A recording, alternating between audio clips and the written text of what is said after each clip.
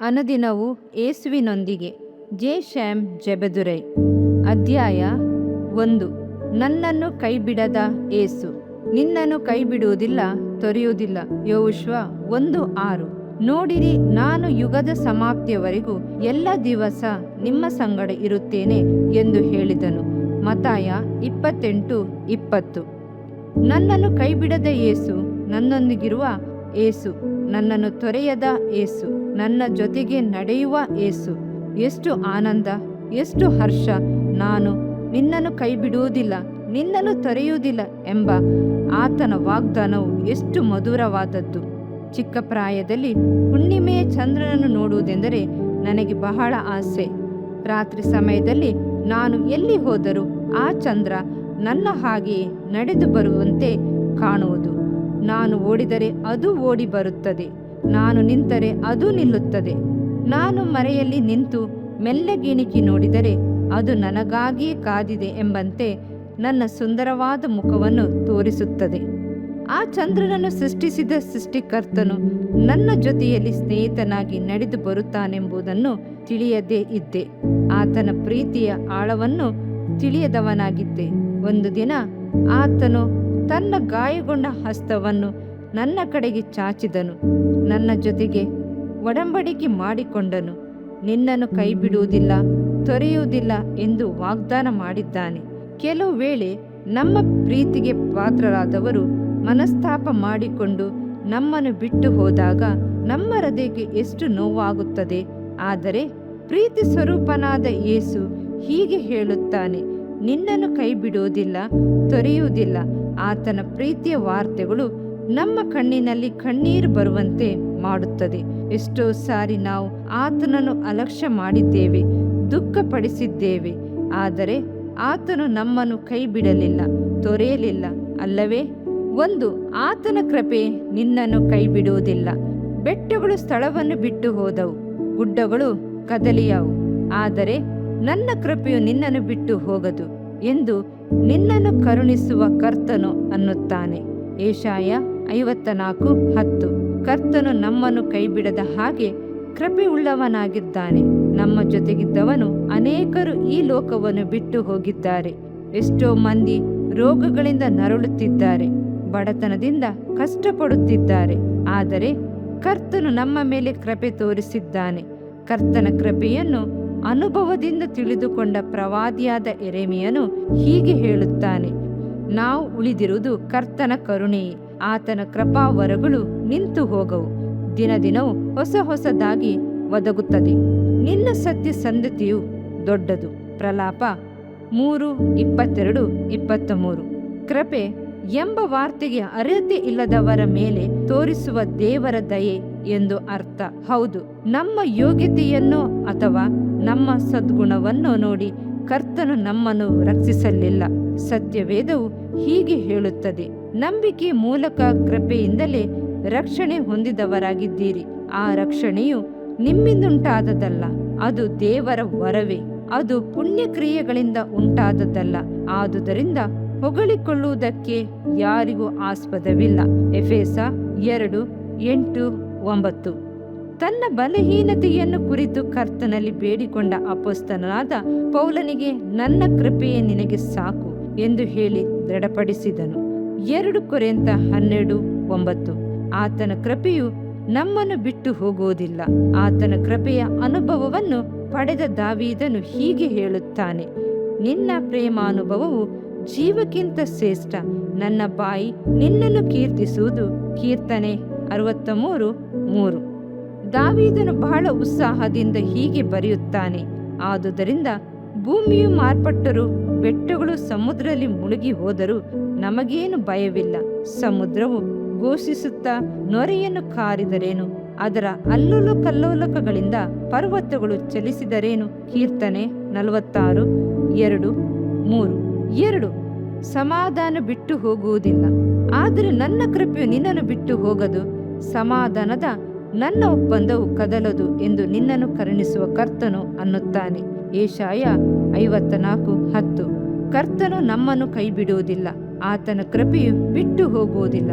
ಅದು ಮಾತ್ರವಲ್ಲ, ಆತನು ನಮ್ಮ ಜೊತೆಗೆ ಮಾಡಿಕೊಂಡಿರುವ ಸಮಾಧಾನದ ಒಡಂಬಡಿಕೆಯು ಸಹ ನಮ್ಮನ್ನು ಕೈಬಿಡುವುದಿಲ್ಲ. ಹಲ್ಲೆಲೂಯಾ. ಈ ಪ್ರಪಂಚವು ಸಮಾಧಾನವಿಲ್ಲದೆ ಕಷ್ಟಪಡುತ್ತಿದೆ. ನಮಗೆ ಸರಿಸಮಾನವಾಗಿರುವವರ ಜೊತೆ ನಾವು ಸಮಾಧಾನ ಒಡಂಬಡಿಕೆಯನ್ನು ಮಾಡಿಕೊಳ್ಳುತ್ತೇವೆ. ಆದರೆ ಮರಗಿಡಗಳ ಜೊತೆಗೆ ಮತ್ತು ಮಣ್ಣು ಹುಳದ ಜೊತೆಗೂ ಯಾರು ಒಪ್ಪಂದ ಮಾಡಿಕೊಳ್ಳುವುದಿಲ್ಲ. ಆದರೆ ಭೂಮಿಯಾಕಾಶಗಳನ್ನು ಸೃಷ್ಟಿಸಿದ ದೇವರು ಕೇವಲವಾದ ನಮ್ಮೊಂದಿಗೆ ಒಪ್ಪಂದ ಮಾಡಿಕೊಂಡಿರುವುದು ಎಂತಹ ಆಶ್ಚರ್ಯ! ಶಾಂತಿಯನ್ನು ನಿಮಗೆ ಬಿಟ್ಟು ಹೋಗುತ್ತೇನೆ, ನನ್ನಲ್ಲಿರುವಂಥ ಶಾಂತಿಯನ್ನು ನಿಮಗೆ ಕೊಡುತ್ತೇನೆ. ಯೋಹಾನ 14:27.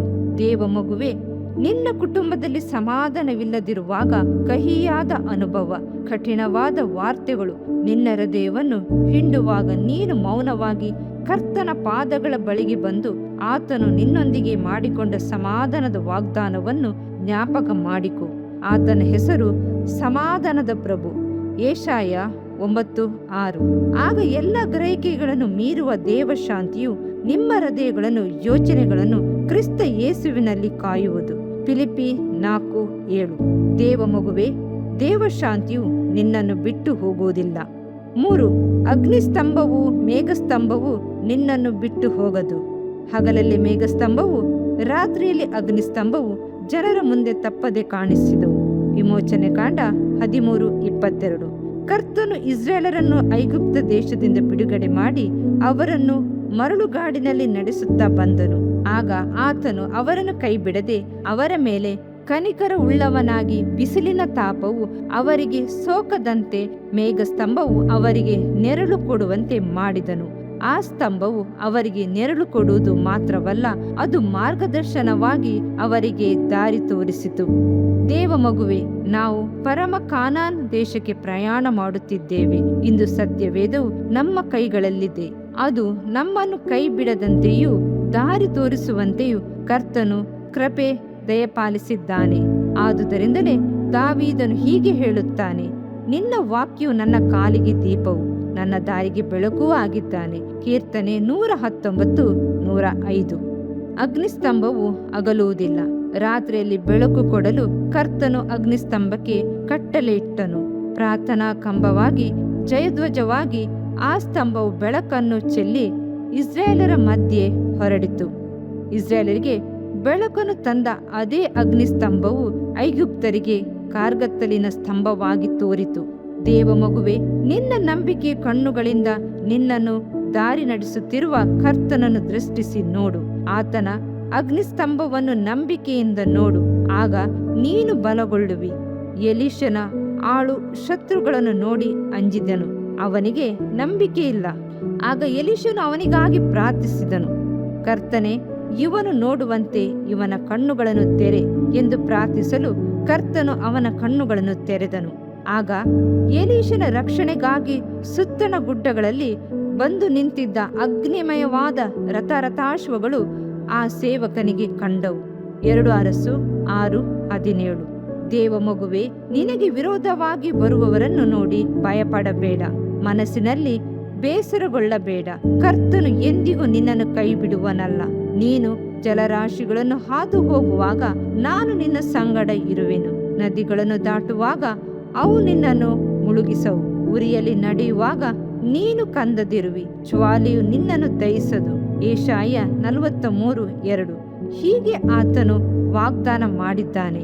ನಿನ್ನನ್ನು ಕೈಬಿಡದ ಪ್ರೀತಿಯ ಕರ್ತನನ್ನು ನಿನ್ನ ಹೃದಯಾಂತಳದಿಂದ ಕೃತಜ್ಞತೆಯಿಂದ ಸ್ತುತಿಸು. 4. ಆಪ್ತನ ವಾಗ್ದಾನಗಳು ಬಿಟ್ಟು ಹೋಗದು. ನಿಮ್ಮಲ್ಲಿ ಆವೇಶಿಸಿರುವ ನನ್ನ ಆತ್ಮವು ನಿಮ್ಮ ಬಾಯಿಗೆ ನಾನು ಕೊಟ್ಟಿರುವ ಮಾತುಗಳು ನಿಮ್ಮ ಬಾಯಿಂದಾಗಲಿ, ನಿಮ್ಮ ಸಂತತಿಯ ಬಾಯಿಂದಾಗಲಿ, ನಿಮ್ಮ ಸಂತತಿಯ ಸಂತಾನದ ಬಾಯಿಂದಾಗಲಿ ಇಂದಿನಿಂದ ಎಂದಿಗೂ ತೊಲಗುವುದಿಲ್ಲ ಎಂದು ಕರ್ತನು ಅನ್ನುತ್ತಾನೆ. ಯೆಶಾಯ 59:21. ಕರ್ತನ ಮಾತುಗಳು ಶಕ್ತಿ ಉಳ್ಳದಾಗಿದೆ. ಅಧಿಕಾರದಿಂದ ಕೂಡಿದ ಮಾತುಗಳು. ಅದು ಮಾತ್ರವಲ್ಲ, ಅವು ನಿಶ್ಚಯವಾದ ಮಾತುಗಳು. ಭೂಮಿ ಆಕಾಶಗಳು ನಾಶವಾದರೂ ಆತನ ಮಾತುಗಳು ಎಂದಿಗೂ ಬಿದ್ದು ಹೋಗುವುದಿಲ್ಲ. ಕರ್ತನು ನಮ್ಮೊಂದಿಗೆ ಒಡಂಬಡಿಕೆ ಮಾಡಿಕೊಂಡು ಹೇಳುತ್ತಾನೆ, ನನ್ನ ಮಾತುಗಳು ನಿಮ್ಮನ್ನು ಬಿಟ್ಟು ಎಂದಿಗೂ ತೊಲಗುವುದಿಲ್ಲ.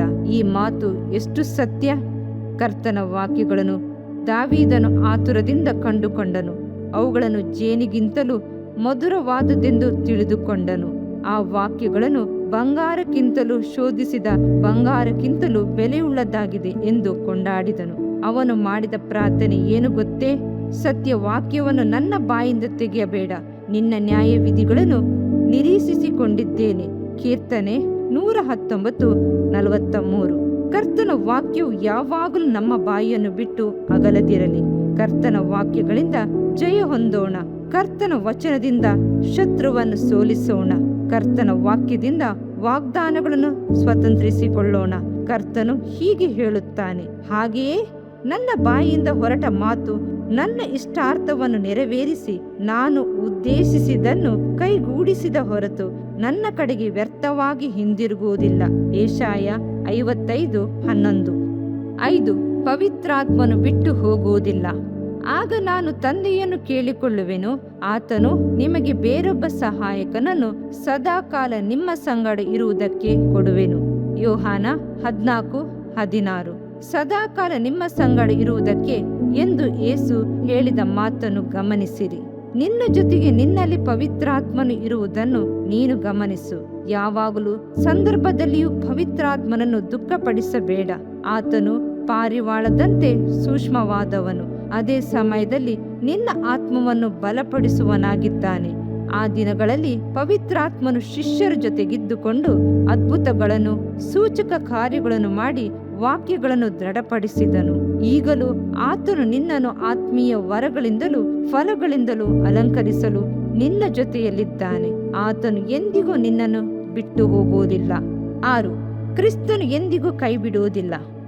ಒಂದು ದಿನ ಯೇಸು ತಾನು ಶಿಷ್ಯರನ್ನು ಬಿಟ್ಟು ಹೋಗುತ್ತೇನೆಂದು ಹೇಳಿದನು.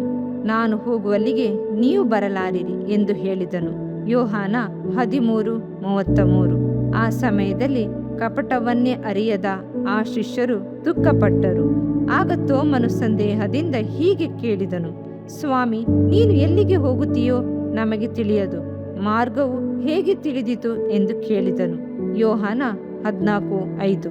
ತಮ್ಮನ್ನು ಕೈ ಬಿಡದ ಯೇಸು ಈಗ ಯಾಕೆ ಅವರನ್ನು ಬಿಡಬೇಕು? ಎಲ್ಲಿಗೆ ಹೋಗುತ್ತಾನೆ? ಯಾಕೆ ಹೋಗುತ್ತಾನೆ? ಕಪಟವಿಲ್ಲದ ಆ ಶಿಷ್ಯರು ದುಃಖಪಟ್ಟರು. 3.5 ವರ್ಷಗಳ ಹಿಂದೆ ಕ್ರಿಸ್ತನನ್ನು ಅಂಗೀಕರಿಸಿದ್ದವರು, ಗಲಿಲಾಯ ಸಮುದ್ರ ತೀರದಲ್ಲಿ ಆತನೊಂದಿಗೆ ನಡೆದವರು, ಆತನೊಡನೆ ಉಂಡು ಮಲಗುತ್ತಿದ್ದವರು, ಆತನೊಡನೆ ಒಂದಾಗಿದ್ದ ಅವರು ತಮ್ಮ ಕುಟುಂಬ, ಕೆಲಸ, ಬಲೆಗಳು, ದೋಣಿಗಳು ಹೀಗೆ ಎಲ್ಲವನ್ನು ಬಿಟ್ಟು ಆತನ ಹಿಂದೆ ಬಂದವರು. ಹೀಗಿರುವಾಗ ಈಗ ಯೇಸು ಅವರನ್ನು ಬಿಟ್ಟು ಹೋದರೆ ಅವರು ಎಲ್ಲಿಗೆ ಹೋಗಲು ಸಾಧ್ಯ? ಯೇಸು ಅವರನ್ನು ಬಿಟ್ಟು ಹೋಗದಿದ್ದರೆ ಚಿಂತೆಯೇ ಇಲ್ಲವಲ್ಲ. ಚಿಕ್ಕ ಹುಡುಗನ ಕೈಯಲ್ಲಿರುವ ರೊಟ್ಟಿ ಮೀನುಗಳಿಂದ 5,000 ಜನರನ್ನು ಪೋಷಿಸಿದವನು. ಮೀನಿನ ಬಾಯಿಂದ ಹಣವನ್ನು ತೆಗೆದು ಕಂದಾಯ ಕಟ್ಟು ಫರಿಸಾಯರ ಪ್ರಶ್ನೆಗಳಿಗೆಲ್ಲ ಆತನೊಬ್ಬನೇ ಉತ್ತರ ಹೇಳಬಲ್ಲನು. ಶತ್ರುವಿನ ಗರ್ಜನೆಯನ್ನು ಅಡಗಿಸಲು ಕೋಟೆಯಂತೆ ನಮ್ಮ ಪಕ್ಕದಲ್ಲಿರಬಲ್ಲನು. ಅಲ್ಲಕೊಲ್ಲೋಲವಾದ ಸಮುದ್ರವನ್ನು, ಬಿರುಗಾಳಿಯನ್ನು ಶಾಂತಗೊಳಿಸುವವನು. ಕ್ರೂರವಾಗಿ ನುಗ್ಗಿ ಬರುವ ಅಶುದ್ಧಾತ್ಮಗಳನ್ನು ಸುಲಭವಾಗಿ ಓಡಿಸಿ ಗುಣಪಡಿಸುವನು. ಎಂತಹ ಭಯಂಕರ ಪರಿಸ್ಥಿತಿಗಳು ಅಡ್ಡ ಬಂದಾಗಲೂ ಯೇಸು ನಮ್ಮ ಜೊತೆಯಲ್ಲಿದ್ದರೆ ಎಲ್ಲವನ್ನು ಸರಿಪಡಿಸಬಲ್ಲನು. ಆದರೆ ಯೇಸು ತಮ್ಮನ್ನು ಬಿಟ್ಟು ಹೋದರೆ ಏನು ಮಾಡುವುದು? ಮನುಷ್ಯನಾಗಿ ಈ ಲೋಕಕ್ಕೆ ಬಂದ ಯೇಸು ಶಾರೀರಿಕವಾಗಿ ಜೀವಿಸುತ್ತಿದ್ದ ಸಮಯದಲ್ಲಿ ಯೆರೂಸಲೇಮ್ ಮತ್ತು ಯೂದಾಯ ಸೀಮೆಗಳಲ್ಲಿ ಮಾತ್ರ ತಿರುಗಾಡಿದನು. ಆದರೆ ಆತನು ಶಿಲುಬೆಯಲ್ಲಿ ತನ್ನ ಪ್ರಾಣ ಕೊಟ್ಟದ್ದು ಮಾತ್ರವಲ್ಲ, ಪುನರುತ್ಥಾನ ಹೊಂದಿ ಪ್ರಪಂಚವನ್ನೆಲ್ಲ ತನ್ನ ಬಲದಿಂದ ತುಂಬಲು ಶಕ್ತಿ ಉಳ್ಳವನಾಗಿದ್ದಾನೆ. ಹಲ್ಲೆಲೂಯ್ಯ. ಈಗ ಆತನ ವಾಗ್ದಾನವೇನೆಂದರೆ, ನಾನು ನಿನ್ನನ್ನು ಕೈ ಬಿಡುವುದಿಲ್ಲ, ತೊರೆಯುವುದಿಲ್ಲ. ಸತ್ತವನಾದೆನು ಮತ್ತು ಇಗೋ ಯುಗಾಂತರಗಳಲ್ಲಿಯೂ ಬದುಕುವನಾಗಿದ್ದೇನೆ. ಎಂತಹ ಪ್ರೀತಿಯ ಮಾತುಗಳು! ಹೌದು, ಆತನು ಇನ್ನೆಂದಿಗೂ ನಮ್ಮನ್ನು ಕೈ ಬಿಡುವುದಿಲ್ಲ. ಅನುದಿನವೂ ಯೇಸುವಿನೊಂದಿಗೆ. ಜೆ. ಶ್ಯಾಮ್ ಜೆಬೆದುರೈ. ಅಧ್ಯಾಯ 2. ನನ್ನ ಬಲವು ಯೇಸು. ನನ್ನ ದೇವರೇ ನನಗೆ ಬಲವು. ಯೆಶಾಯ 49:5. ನನ್ನ ಬಲವು ಕೀರ್ತನೆಯು ಕರ್ತನೆ, ಆತನಿಂದ ನನಗೆ ರಕ್ಷಣೆ ಉಂಟಾಯಿತು. ವಿಮೋಚನೆ ಕಾಂಡ 15:2. ನೀವು ಕರ್ತನನ್ನು, ಆತನ ಅತ್ಯಧಿಕವಾದ ಶಕ್ತಿಯನ್ನು ಆಶ್ರಯಿಸಿಕೊಂಡವರಾಗಿ ಬಲಗೊಳ್ಳಿರಿ. ಎಫೆಸ 6:10. ಒಂದು ಊರಿನಲ್ಲಿ ಬಲಶಾಲಿಯಾದ ಒಬ್ಬ ಯೌವನಸ್ಥನಿದ್ದನು. ಅವನು ದೈಹಿಕ ವ್ಯಾಯಾಮ ಮಾಡಿ ತನ್ನ ಶರೀರವನ್ನು ಬಲಪಡಿಸಿಕೊಂಡನು. ಅಸಾಧ್ಯವಾದ ಕೆಲಸಗಳನ್ನು ಮಾಡಿ ಇನ್ನೂ ಹೆಚ್ಚಿನ ಬಲವನ್ನು ಪಡೆದುಕೊಂಡನು. ಆಗ ಅವನ ತಂದೆ ತಾಯರು ಅವನಿಗೆ, ನಮಗೆ ಊಟ ಉಪಚಾರವಿಲ್ಲದೆ ಕಷ್ಟಪಡುತ್ತಿದ್ದೇವೆ, ನೀನು ಯಾರ ಬಳಿಗಾದರೂ ಹೋಗಿ ಕೆಲಸ ಮಾಡಿ ಹಣ ಸಂಪಾದನೆ ಮಾಡಿ ಬಾ ಎಂದು ಅವನನ್ನು ಕಳುಹಿಸಿದರು. ಆ ಯೌವನಸ್ಥನು ತನಗಿಂತ ಬಲಶಾಲಿಯಾದ ಒಬ್ಬ ಮನುಷ್ಯನನ್ನು ಕಂಡು ಅವನ ಹತ್ತಿರವೇ ಕೆಲಸಕ್ಕೆ ಸೇರಿದನು. ಇಬ್ಬರು ಸೇರಿ ಅನೇಕ ಮಹತ್ಕಾರ್ಯಗಳನ್ನು ಸಾಧಿಸಿ ಆ ಊರಿನ ಜನರಿಂದ ಮೆಚ್ಚುಗೆ ಹೊಂದಿದರು, ಹೇರಳವಾಗಿ ಹಣ ಸಂಪಾದಿಸಿದರು. ಹೀಗಿರುವಾಗ ಒಂದು ದಿನ ಅವರಿಬ್ಬರು ಮಧ್ಯರಾತ್ರಿಯಲ್ಲಿ ಒಂದು ಭಯಂಕರವಾದ ಕಾಡನ್ನು ದಾಟಿ ಹೋಗಬೇಕಿತ್ತು. ಒಂದು ನಿರ್ದಿಷ್ಟ ಸ್ಥಳಕ್ಕೆ ಬಂದಾಗ ಆ ಬಲಶಾಲಿ ನಡುಗುತ್ತಿದ್ದನು. ಇದನ್ನು ನೋಡಿದ ಆ ಯೌವನಸ್ಥನು, ಯಾಕೆ ನಡುಗುತ್ತಿದ್ದಿ ಎಂದು ಕೇಳಿದನು. ಅದಕ್ಕೆ ಆ ಬಲಶಾಲಿ, ಅಲ್ಲಿ ಒಂದು ದೆವ್ವ ಇದೆ, ಅದು ನನ್ನನ್ನು ನಾಶ ಮಾಡಿ ಬಿಡುತ್ತದೆ ಎಂದು ಹೇಳಿದನು. ಹಾಗಾದರೆ ಈ ದೆವ್ವವು ಇವನಿಗಿಂತ ಬಲಶಾಲಿಯೇ ಆಗಿರಬೇಕೆಂದು ಆ ಯೌವನಸ್ಥನು ಅದಕ್ಕೆ ಸೇವೆ ಮಾಡಲು ಅದರ ಹಿಂದೆ ಹೋದನು. ದೆವ್ವದ ಜೊತೆ ಸೇರಿ ಮಂತ್ರತಂತ್ರ ವಿದ್ಯೆಗಳನ್ನೆಲ್ಲ ಕಲಿತುಕೊಂಡನು. ಒಂದು ದಿನ ರಾತ್ರಿ ಈ ಬಲಶಾಲಿಯಾದ ಯೌವನಸ್ಥನು ಒಂದು ಗ್ರಾಮದೊಳಗೆ ಬಂದಾಗ ಅಲ್ಲಿ ಒಬ್ಬ ವಿಶ್ವಾಸಿಯು ಬಹಳ ಶ್ರದ್ಧೆಯಿಂದ ಪ್ರಾರ್ಥಿಸುತ್ತಿದ್ದನು. ಅವನು ಯೇಸುವಿನ ರಕ್ತದಲ್ಲಿ ಜಯ ಎಂದು ಹೇಳಲು ಪ್ರಾರಂಭಿಸಿದಾಗ ಈ ಬಲಶಾಲಿಯ ಜೊತೆಯಲ್ಲಿದ್ದ ದೆವ್ವವು ಭಯದಿಂದ ನಡುಗುತ್ತಿದ್ದುದನ್ನು ನೋಡಿದನು. ಆಗ ದೆವ್ವವು, ನಾವು ಇಲ್ಲಿ ಇರುವುದು ಬೇಡ, ಓಡಿ ಹೋಗೋಣ, ಯೇಸುವಿನ ಹೆಸರನ್ನು ಹೇಳುತ್ತಿದ್ದಾರಲ್ಲ ಎಂದು ಹೇಳಿ ಓಡಲು ಶುರು ಮಾಡಿತು. ಆಗ ಆ ಬಲಶಾಲಿ ಯೋಚಿಸಿದನು, ದೆವ್ವಕ್ಕಿಂತ ಬಲಶಾಲಿಯಾದ ಒಬ್ಬರು ಇದ್ದಾರೆಂದರೆ ಆತನು ಯೇಸುವೇ ಆಗಿರಬೇಕು ಎಂದು ತೀರ್ಮಾನಿಸಿ ಆ ವಿಶ್ವಾಸಿಯ ಬಳಿಗೆ ಬಂದು ಯೇಸುವನ್ನು ಕುರಿತು ಪೂರ್ಣವಾಗಿ ತಿಳಿದುಕೊಂಡು ಆತನನ್ನು ಅಂಗೀಕರಿಸಿದನು. ಅರಸನಾದ ದಾವೀದನು ಒಂದು ದಿನ ತನ್ನನ್ನು ಬಲಪಡಿಸಿದ ಕರ್ತನ ಪರಾಕ್ರಮವನ್ನು ಕಂಡುಕೊಂಡನು. ಆ ಬಲದಿಂದಲೇ ಸಿಂಹದ ಮತ್ತು ಕರಡಿಯ ಬಾಯನ್ನು ಸೀಳಿ ಹಾಕಿದನು. ಗೋಲಿಯಾತನನ್ನು ಸೋಲಿಸಿ ನೆಲಕ್ಕೆ ಉರುಳಿಸಿದನು. ಕರ್ತನೇ ನನ್ನ ಬಲ ಎಂದು ಎದೆತಟ್ಟಿ ಹೇಳುವವನಾದನು. ದೇವ ಬಲದಿಂದಲೇ ಪಾಪಗಳನ್ನು, ಶಾಪಗಳನ್ನು, ವ್ಯಾಧಿಗಳನ್ನು ಎದುರಿಸಬಹುದು ಎಂಬುದನ್ನು ನಾವು ತಿಳಿದಿದ್ದೇವೆ. ಒಳ್ಳೆಯದು ಆದರೆ ನಾವು ನಮ್ಮ ಜೀವಿತದಲ್ಲಿ ದೇವ ಬಲವನ್ನು ಹೊಂದಿದೆವೆಯೋ? ಬಲವುಳ್ಳ ಕ್ರೈಸ್ತ ಜೀವಿತವನ್ನು ನಡೆಸುತ್ತೇವೆಯೋ? ದೇವ ಬಲದಿಂದ ಆತನಿಗಾಗಿ ಮಹಾ ಕಾರ್ಯಗಳನ್ನು ಮಾಡುತ್ತೇವೋ?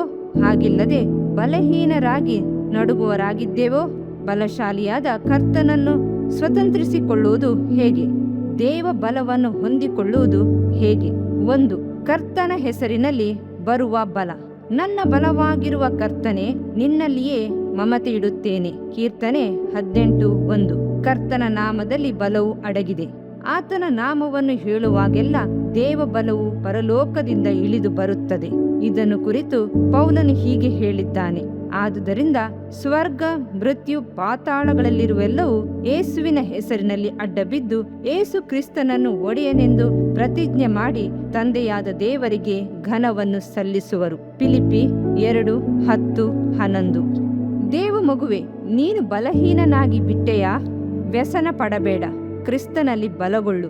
ಕರ್ತನ ನಾಮವು ಬಲವುಳ್ಳ ದುರ್ಗವಾಗಿದೆ.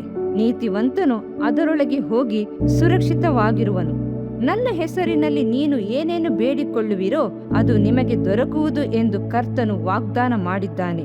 ದೇವ ಬಲವನ್ನು ಬೇಡಿಕು. ಅರಸನಾದ ದಾವೀದನು ತನ್ನ ಬಲದಲ್ಲಿ ಎಂದಿಗೂ ನಿಲ್ಲಲಿಲ್ಲ. ಇಕ್ಕಟ್ಟಿನ ದಿನದಲ್ಲಿ ನೀನು ಬಳಲಿ ಹೋದರೆ ನಿನ್ನ ಬಲವು ಇಕ್ಕಟ್ಟೆ. ಜ್ಞಾನೋಕ್ತಿ 24:10. ಎಷ್ಟೇ ಬಲಶಾಲಿಯಾಗಿದ್ದಾಗಲೂ 3 ದಿನಗಳು ಸತತವಾಗಿ ಜ್ವರ ಬಂದು ಬಿಟ್ಟರೆ ಸಾಕು, ಅವನ ಬಲವೆಲ್ಲ ಕುಗ್ಗಿ ಹೋಗುತ್ತದೆ. ಕರ್ತನ ನಾಮದಿಂದ ಬರುವ ಬಲವನ್ನು ದಾವೀದನು ಕಂಡುಕೊಂಡನು. ಗೋಲಿಯಾತನೆಂಬ ರಾಕ್ಷಸನನ್ನು ಎದುರಿಸಲು ತನ್ನ ಬಲವನ್ನಲ್ಲ, ಕರ್ತನ ನಾಮವನ್ನೇ ಖೇಡ್ಯವನ್ನಾಗಿ ಹೊಂದಿಕೊಂಡು ಅವನ ಬಳಿಗೆ ಹೋದನು. ಆಗ ದಾವೀದನು ಅವನಿಗೆ, ನೀನು ಈಟಿ, ಕತ್ತಿ, ಬರ್ಜಿಗಳೊಡನೆ ನನ್ನ ಬಳಿಗೆ ಬರುತ್ತಿ, ನಾನಾದರೂ ನೀನು ಹೀಯಾಳಿಸಿದಂಥ ಸೇನಾಧೀಶ್ವರನು, ಇಸ್ರಾಯೇಲರ ಯುದ್ಧ ಭಟರ ದೇವರು ಆಗಿರುವ ಕರ್ತನ ನಾಮದೊಡನೆಗೆ ನಿನ್ನ ಬಳಿಗೆ ಬರುತ್ತೇನೆ ಎಂದು ಹೇಳಿದನು. 1 ಸಾಮುವೇಲ 17:45. ಜಯ ಲಭಿಸಿತು ದಾವೀದನಿಗೆ. ಹಲ್ಲೆಲೂಯಾ.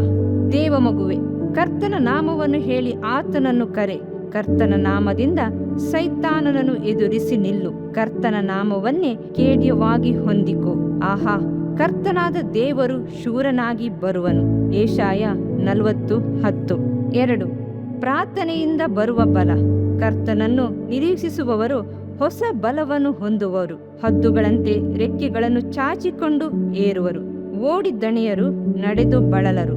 ಯೆಶಾಯ 40:31. ಪ್ರಾರ್ಥನೆಯಿಂದಲೇ ಬಲ ಉಂಟು. ಸತತವಾಗಿ ಪ್ರಾರ್ಥಿಸುವಾಗ ಕರ್ತನ ಮಹಾಬಲವು ಮನುಷ್ಯರ ಮೇಲೆ ಇಳಿದು ಬಂದು ಕರ್ತನಿಗಾಗಿ ಮಹಾ ಕಾರ್ಯಗಳನ್ನು ಸಾಧಿಸಲು ಸಹಾಯಿಸುತ್ತದೆ. ಡಿ.ಎಲ್. ಮೂಡಿ ಎಂಬ ಭಕ್ತನು ಒಬ್ಬ ಪ್ರಾರ್ಥನಾ ವೀರನಾಗಿದ್ದರು. ಅವರು ಕರ್ತನ ಪಾದಕ್ಕೆ ಬಿದ್ದು ಎಡೆಬಿಡದೆ ಪ್ರಾರ್ಥಿಸಿ ತನ್ನ ದೇಹಾತ್ಮ ಪ್ರಾಣಗಳನ್ನು ದೇವ ಬಲದಿಂದ ತುಂಬಿಸಿದರು. ದೇವ ಮಗುವೆ, ಕರ್ತನಿಗಾಗಿ ಕಾದಿರು, ಪ್ರಾರ್ಥನೆಯಲ್ಲಿ ನಿರತನಾಗಿರು. ಸೋತವನಿಗೆ ತ್ರಾಣವನ್ನು ಅನುಗ್ರಹಿಸಿ ನಿರ್ಬಲನಿಗೆ ಬಹುಬಲವನ್ನು ದಯಪಾಲಿಸುತ್ತಾನೆ. ಯೆಶಾಯ 40:29. 3. ನಂಬಿಕೆಯಿಂದ ಬರುವ ಬಲ. ನಂಬಿಕೆಯಿಂದಲೇ ಸಾರಳು ವಾಗ್ದಾನ ಮಾಡಿದಾತನು ಅದನ್ನು ನೆರವೇರಿಸುತ್ತಾನೆಂದು ಅರಿತವಳಾಗಿ ತನ್ನ ಮುದಿ ಪ್ರಾಯದಲ್ಲಿ ಮಗನನ್ನು ಹೆತ್ತಳು.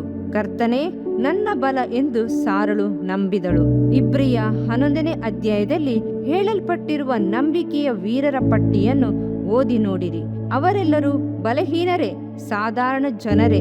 ಆದರೆ ಯಾರ್ಯಾರು ಕರ್ತನೇ ನನ್ನ ಬಲ ಎಂದು ತಿಳಿದಿದ್ದರೋ ಅವರೆಲ್ಲರೂ ಬಲಹೀನರಾಗಿದ್ದಾಗಲೂ ನಂಬಿಕೆಯಿಂದ ಬಲ ಹೊಂದಿದ್ದರು. ಆತನೇ ನಮ್ಮ ಬಲ. ನಮಗಾಗಿ ಯುದ್ಧ ಮಾಡುವವನು ಆತನೇ, ಜಯಗಳಿಸಿ ಕೊಡುವವನು ಆತನೇ. ದೇವರ ಮಗುವೆ, ನಿನ್ನನ್ನು ಬಲಹೀನನೆಂದು ತಿಳಿದುಕೊಳ್ಳಬೇಡ. ಕ್ರಿಸ್ತನ ಉನ್ನತವಾದ ಬಲವನ್ನು ದೃಷ್ಟಿಸಿ ನೋಡಿ ಬಲವನ್ನು ಹೊಂದಿಕೊ. ದೇವರು ಬಲಿಷ್ಠರನ್ನು ನಾಚಿಕೆ ಪಡಿಸುವುದಕ್ಕಾಗಿ ಈ ಲೋಕದ ಬಲಹೀನರನ್ನು ಆರಿಸಿಕೊಂಡಿದ್ದಾನೆ.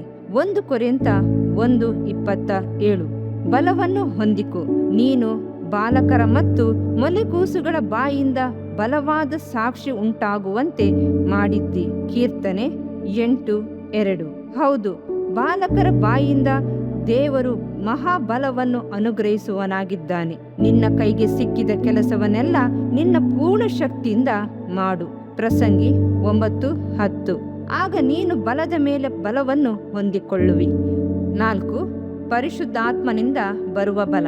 ನಿನಗೆ ಇಂಥ ಮಹಾಶಕ್ತಿ ಯಾವುದರಿಂದ ಬಂತು? ನ್ಯಾಯಸ್ಥಾಪಕ 16:15 ಎಂದು ಸಂಸೋನನನ್ನು ದೆಲೀಲಳು ಕೇಳಿದಳು. ನ್ಯಾಯಸ್ಥಾಪಕರು 14:6 ಹೇಳಿರುವ ಪ್ರಕಾರ ಕರ್ತನ ಆತ್ಮವು ಅವನ ಮೇಲೆ ಬಂದದ್ದರಿಂದ ಅವನು ಬಲ ಹೊಂದಿದನು. ಆದರೆ 16:20 ಹೇಳಿರುವ ಪ್ರಕಾರ ಕರ್ತನ ಆತ್ಮನು ತನ್ನನ್ನು ಬಿಟ್ಟು ಹೋದುದರಿಂದ ಅವನು ಬಲಹೀನನಾದನು. ನಾವು ಸಹ ಪವಿತ್ರಾತ್ಮನನ್ನು ಹೊಂದಿಕೊಂಡಾಗ ದೈವಿಕ ಬಲವು ನಮ್ಮನ್ನು ತುಂಬಿಸುತ್ತದೆ. ಯೇಸುವನ್ನು 3.5 ವರ್ಷಗಳು ಹಿಂಬಾಲಿಸಿದ ಶಿಷ್ಯರು ಅದ್ಭುತಗಳನ್ನು ಮಾಡಿದರು, ದೆವ್ವಗಳನ್ನು ಓಡಿಸಿದರು. ಆದರೆ ಅವರು ಆತ್ಮದಲ್ಲಿ ಬಲವನ್ನು ಹೊಂದಿರಲಿಲ್ಲ. ಆದುದರಿಂದಲೇ ಶೋಧನೆಗಳು ಬರುವಾಗ ಅವರು ದೃಢವಾಗಿ ನಿಲ್ಲಲು ಸಾಧ್ಯವಾಗಲಿಲ್ಲ. ಶಿಲುಬೆಯನ್ನು ಬಿಟ್ಟು ಓಡಿ ಹೋದರು. ಕಾರಣವೇನೆಂದರೆ ಹೃದಯದಲ್ಲಿ ಶಕ್ತಿಯುತವಾದ ಬಲವಿರಲಿಲ್ಲ. ಅವರನ್ನು ಬಲಪಡಿಸಲು ಯೇಸು ತೀರ್ಮಾನಿಸಿದನು. ಆದ ಕಾರಣ ನೀವು ಯೆರೂಸಲೇಮನ್ನು ಬಿಟ್ಟು ಹೋಗದೆ ತಂದೆ ಮಾಡಿದಂತಹ ನೀವು ನನ್ನಿಂದ ಕೇಳಿದಂತಹ ವಾಗ್ದಾನಕ್ಕೆ ಕಾದುಕೊಂಡಿರಿ ಎಂದು ಅಪ್ಪಣೆ ಕೊಟ್ಟನು. ಅಪೊಸ್ತಲ ಕೃತ್ಯ 1:5. ಆದರೆ ಪವಿತ್ರಾತ್ಮ ನಿಮ್ಮ ಮೇಲೆ ಬರಲು ನೀವು ಬಲವನ್ನು ಹೊಂದಿ ಯೆರೂಸಲೇಮಿನಲ್ಲಿಯೂ ಎಲ್ಲ ಯೂದಾಯ ಸಮರಿಯ ಸೀಮೆಗಳಲ್ಲಿಯೂ ಭೂಲೋಕದ ಕಟ್ಟಕಡೆಯವರೆಗೂ ನನಗೆ ಸಾಕ್ಷಿಗಳಾಗಿರಬೇಕು ಅಂದನು. ಅಪೊಸ್ತಲ ಕೃತ್ಯ 1:8. ಹೌದು, ಮೇಲಂತಸ್ತಿನಲ್ಲಿ ಪ್ರಾರ್ಥಿಸುವಾಗ ಪವಿತ್ರಾತ್ಮನನ್ನು ಹೊಂದಿಕೊಂಡ ಶಿಷ್ಯರು ಬಲ ಹೊಂದಿದರು, ಸುವಾರ್ಥ ವೀರರಾದರು, ರಕ್ತ ಸಾಕ್ಷಿಗಳಾಗಿ ಮರಣ ಹೊಂದಿದರು. ಪರಾಕ್ರಮದಿಂದಲ್ಲ, ಬಲದಿಂದಲ್ಲ, ನನ್ನ ಆತ್ಮನಿಂದಲೇ ಎಂಬುದು ಸೇನಾಧೀಶ್ವರನ ಕರ್ತನ ನುಡಿ. ಜಕರಿಯ 4:6. ಇದನ್ನು ಶಿಷ್ಯರು ತಿಳಿದುಕೊಂಡರು. ದೇವ ಮಗುವೆ, ಬಲವನ್ನು ಹೊಂದಿಕೊ. ನನ್ನನ್ನು ಬಲಪಡಿಸುವಾತನಲ್ಲಿದ್ದುಕೊಂಡು ಎಲ್ಲಕ್ಕೂ ಶಕ್ತನಾಗಿದ್ದೇನೆ. ಫಿಲಿಪ್ಪಿ 4:13. ಪುನಃ ಈ ವಾಕ್ಯವನ್ನು ಉಚ್ಚರಿಸು. ಕ್ರಿಸ್ತನ ನಾಮದಲ್ಲಿ ಬಲ ಉಂಟು, ಪ್ರಾರ್ಥನೆಯಲ್ಲಿ ಬಲ ಉಂಟು, ನಂಬಿಕೆಯಲ್ಲಿ ಪರಾಕ್ರಮವಿದೆ, ಪವಿತ್ರಾತ್ಮನಿಂದ ಉನ್ನತವಾದ ಮಹತ್ವವಿದೆ. ಬಲ ಹೊಂದು, ಏಸು ನಿನ್ನ ಜೊತೆಯಲ್ಲಿದ್ದಾನೆ. ಹಾಲೆಲೂಯ. ಅನುದಿನವೂ ಏಸುವಿನೊಂದಿಗೆ. ಜೆ ಶ್ಯಾಮ್ ಜೆಬೆದುರೈ. ಅಧ್ಯಾಯ 3. ನಮ್ಮ ಕೊರತೆಗಳನ್ನು ನೀಗಿಸುವ ಏಸು. ನನ್ನ ದೇವರು ಕ್ರಿಸ್ತ ಯೇಸುವಿನ ಮೂಲಕ ತನ್ನ ಪ್ರಭಾವದ ಐಶ್ವರ್ಯಕ್ಕೆ ತಕ್ಕ ಹಾಗೆ ನಿಮ್ಮ ಪ್ರತಿಯೊಂದು ಕೊರತೆಯನ್ನು ನೀಗಿಸುವನು. ಫಿಲಿಪ್ಪಿ 4:19. ಆದರೆ ಸಂಪೂರ್ಣವಾದದ್ದು ಬಂದಾಗ ಅಪೂರ್ಣವಾದದ್ದು ಇಲ್ಲದಂತಾಗುವುದು. 1 ಕೊರಿಂಥ 13:10. ಕೊರತೆ ಇಲ್ಲದ ಮನುಷ್ಯನು ಒಬ್ಬನಾದರೂ ಇಲ್ಲ. ಪ್ರತಿಯೊಂದು ಹೃದಯವು ತನ್ನ ಕೊರತೆಗಳನ್ನು ನೆನೆಸಿ ವೇದನೆಗೊಳ್ಳುತ್ತದೆ, ತನ್ನೊಳಗೆ ದುಃಖ ಪಡುತ್ತದೆ. ಕೊರತೆಯಿಂದ ಬಾಳುತ್ತಿರುವ ಜನರಿಗೆ ಜ್ಞಾನಿಗಳು ಕೊಡುವ ಆದರಣೆಯು 2 ವಿಧವಾಗಿದೆ. 1, ನಮಗಿಂತ ಅಧಿಕವಾದ ಕೊರತೆಗಳಿಂದ ತುಂಬಿದ ಜನರನ್ನು ನೋಡಿ ನಾವು ಅವರಿಗಿಂತ ಎಷ್ಟೋ ಮೇಲು ಎಂದು ಸಮಾಧಾನ ಮಾಡಿಕೊಳ್ಳಬೇಕು. 2, ಕೊರತೆಗಳನ್ನು ಹಾಗೆ ತೆಗೆದುಕೊಂಡು ಇದೇ ಜೀವಿತದ ಮಾರ್ಗ ಎಂದು ತಿಳಿದು ಮನಸ್ಸನ್ನು ದೃಢ ಮಾಡಿಕೊಳ್ಳಬೇಕು. ಈ ರೀತಿ ತತ್ವಜ್ಞಾನಿಗಳ ಆಲೋಚನೆಗಳನ್ನು, ವಿದ್ವಾಂಸಗಳ ಬುದ್ಧಿಮತಿಗಳನ್ನು ಒಂದು ಕಡೆ ತಳ್ಳಿಬಿಟ್ಟು ಯೇಸು ಕ್ರಿಸ್ತನನ್ನು ದೃಷ್ಟಿಸಿ ನೋಡೋಣ. ಆತನು ಮಾಡಿದ ಕಾರ್ಯಗಳನ್ನೆಲ್ಲ ಒಂದೊಂದಾಗಿ ಧ್ಯಾನಿಸಿ ನೋಡೋಣ. ಆತನು ಮಾಡಿದ ಅತಿಶಯವಾದ ಕಾರ್ಯಗಳನ್ನು ಸ್ತುತಿಯಿಂದ ಸ್ಮರಿಸೋಣ. ಆಹಾ, ಆತನು ನಮ್ಮ ಕೊರತೆಗಳನ್ನು ನೀಗಿಸುವ ಕರ್ತನೆಂದು ನಮ್ಮ ಹೃದಯವು ಹರ್ಷಿಸುತ್ತದೆ. ಅಂದು ಕಾನಾ ಊರಿನ ವಿವಾಹದ ಸಮಯದಲ್ಲಿ ದ್ರಾಕ್ಷಾರಸದ ಕೊರತೆಯು ಉಂಟಾಯಿತು. ಆ ಸಮಯದಲ್ಲಿ ಯೇಸು ತತ್ವವನ್ನು ಹೇಳಿ ಸಂತೈಸಲಿಲ್ಲ. ನೀರನ್ನು ದ್ರಾಕ್ಷಾರಸವನ್ನಾಗಿ ಮಾರ್ಪಡಿಸಿ ಕೊರತೆಯನ್ನು ನೀಗಿಸಿದನು. ಆ ಸಮಾರ್ಯ ಸ್ತ್ರೀಗೆ ಮನಸ್ಸಿನಲ್ಲಿ ಒಂದು ಕೊರತೆ. 5 ಮಂದಿ ಗಂಡಂದಿರು ಅವಳಿಗೆ ಇದ್ದಾಗಲೂ ಅವಳಿಗೆ ತೃಪ್ತಿ ಸಿಕ್ಕಲಿಲ್ಲ. ನಾಶವಾಗುವಂತ ಪ್ರೀತಿಗಾಗಿ ಹಾತೊರೆಯುತ್ತಿದ್ದ ಅವಳಿಗೆ ನಿತ್ಯವಾದ ಜೀವ ಜಲವನ್ನು ಕೊಟ್ಟು ಅವಳ ಕೊರತೆಯನ್ನು ನೀಗಿಸಿದನು. ಬೆಥೆಸ್ದಾ ಕೊಳದ ಬಳಿ ಒಬ್ಬ ರೋಗಿಗೆ ಆರೋಗ್ಯದ ಕೊರತೆ. 38 ವರ್ಷಗಳಿಂದ ಇದೇ ಪರಿಸ್ಥಿತಿ. ನೀರು ಉಕ್ಕುವಾಗ ಕೊಳದೊಳಗೆ ಇಳಿಯಲು ಸಹಾಯ ಮಾಡಲು ಯಾರೂ ಇಲ್ಲದಿರುವ ಕೊರತೆಗಳನ್ನು ನೀಗಿಸುವ ಯೇಸು ಅವನ ಬಳಿಗೆ ಬಂದನು. ಅವನನ್ನು ಕುರಿತು ಒಂದೇ ಒಂದು ಮಾತು ಹೇಳಿದನು: ಎದ್ದು ನಿನ್ನ ಹಾಸಿಗೆಯನ್ನು ಎತ್ತಿಕೊಂಡು ನಡೆ. ಕೂಡಲೇ ಅವನಿಗೆ ಗುಣವಾಯಿತು. ಕೊರತೆ ನೀಗಿಸಲ್ಪಟ್ಟಿತ್ತು. ನಮ್ಮ ಕೊರತೆಗಳನ್ನು ಆತನ ಮುಂದೆ ಬಿಚ್ಚಿ ಹೇಳೋಣ. ನಮ್ಮ ಕೊರತೆಗಳನ್ನು ಎಂದಿಗೂ ಆತನ ಮುಂದೆ ಮುಚ್ಚುಮರೆ ಮಾಡಬಾರದು. ಲವೋದಿಕೀಯ ಸಭೆಯನ್ನು ಕುರಿತು ಕರ್ತನು ಹೀಗೆ ಹೇಳಿದನು: ನೀನು ನಿನ್ನ ವಿಷಯದಲ್ಲಿ ನಾನು ಐಶ್ವರ್ಯವಂತನು, ಸಂಪನ್ನನು, ಒಂದರಲ್ಲಿಯೂ ಕೊರತೆ ಇಲ್ಲದವನು ಎಂದು ಹೇಳಿಕೊಳ್ಳುತ್ತಿ. ಆದುದರಿಂದ ನೀನು ಆಸಕ್ತನಾಗಿರು, ದೇವರ ಕಡೆಗೆ ತಿರುಗಿಕು. ಪ್ರಕಟಣೆ 3:17-19. ದೇವರ ಮಗುವೆ, ನಿನ್ನ ಕೊರತೆಗಳನ್ನೆಲ್ಲ ನೀಗಿಸುವ ಕೃಪೆಯುಳ್ಳ ಯೇಸು ಕ್ರಿಸ್ತನು ನಿನ್ನ ಪಕ್ಕದಲ್ಲಿಯೇ ನಿಂತಿದ್ದಾನೆ. ನೀನು ತಕ್ಕಡೆಯಲ್ಲಿ ತೂಗಲ್ಪಟ್ಟು ಕಡಿಮೆಯಾಗಿ ಕಂಡು ಬಂದಿದ್ದಿ ಎಂದು ಹೇಳಿದ ಹಾಗೆ ನಿನ್ನ ಕೊರತೆಗಳನ್ನು ನೀಗಿಸಲು ದೇವರ ಸನ್ನಿಧಾನದಲ್ಲಿ ವಿಜ್ಞಾಪಿಸಿಕೊ.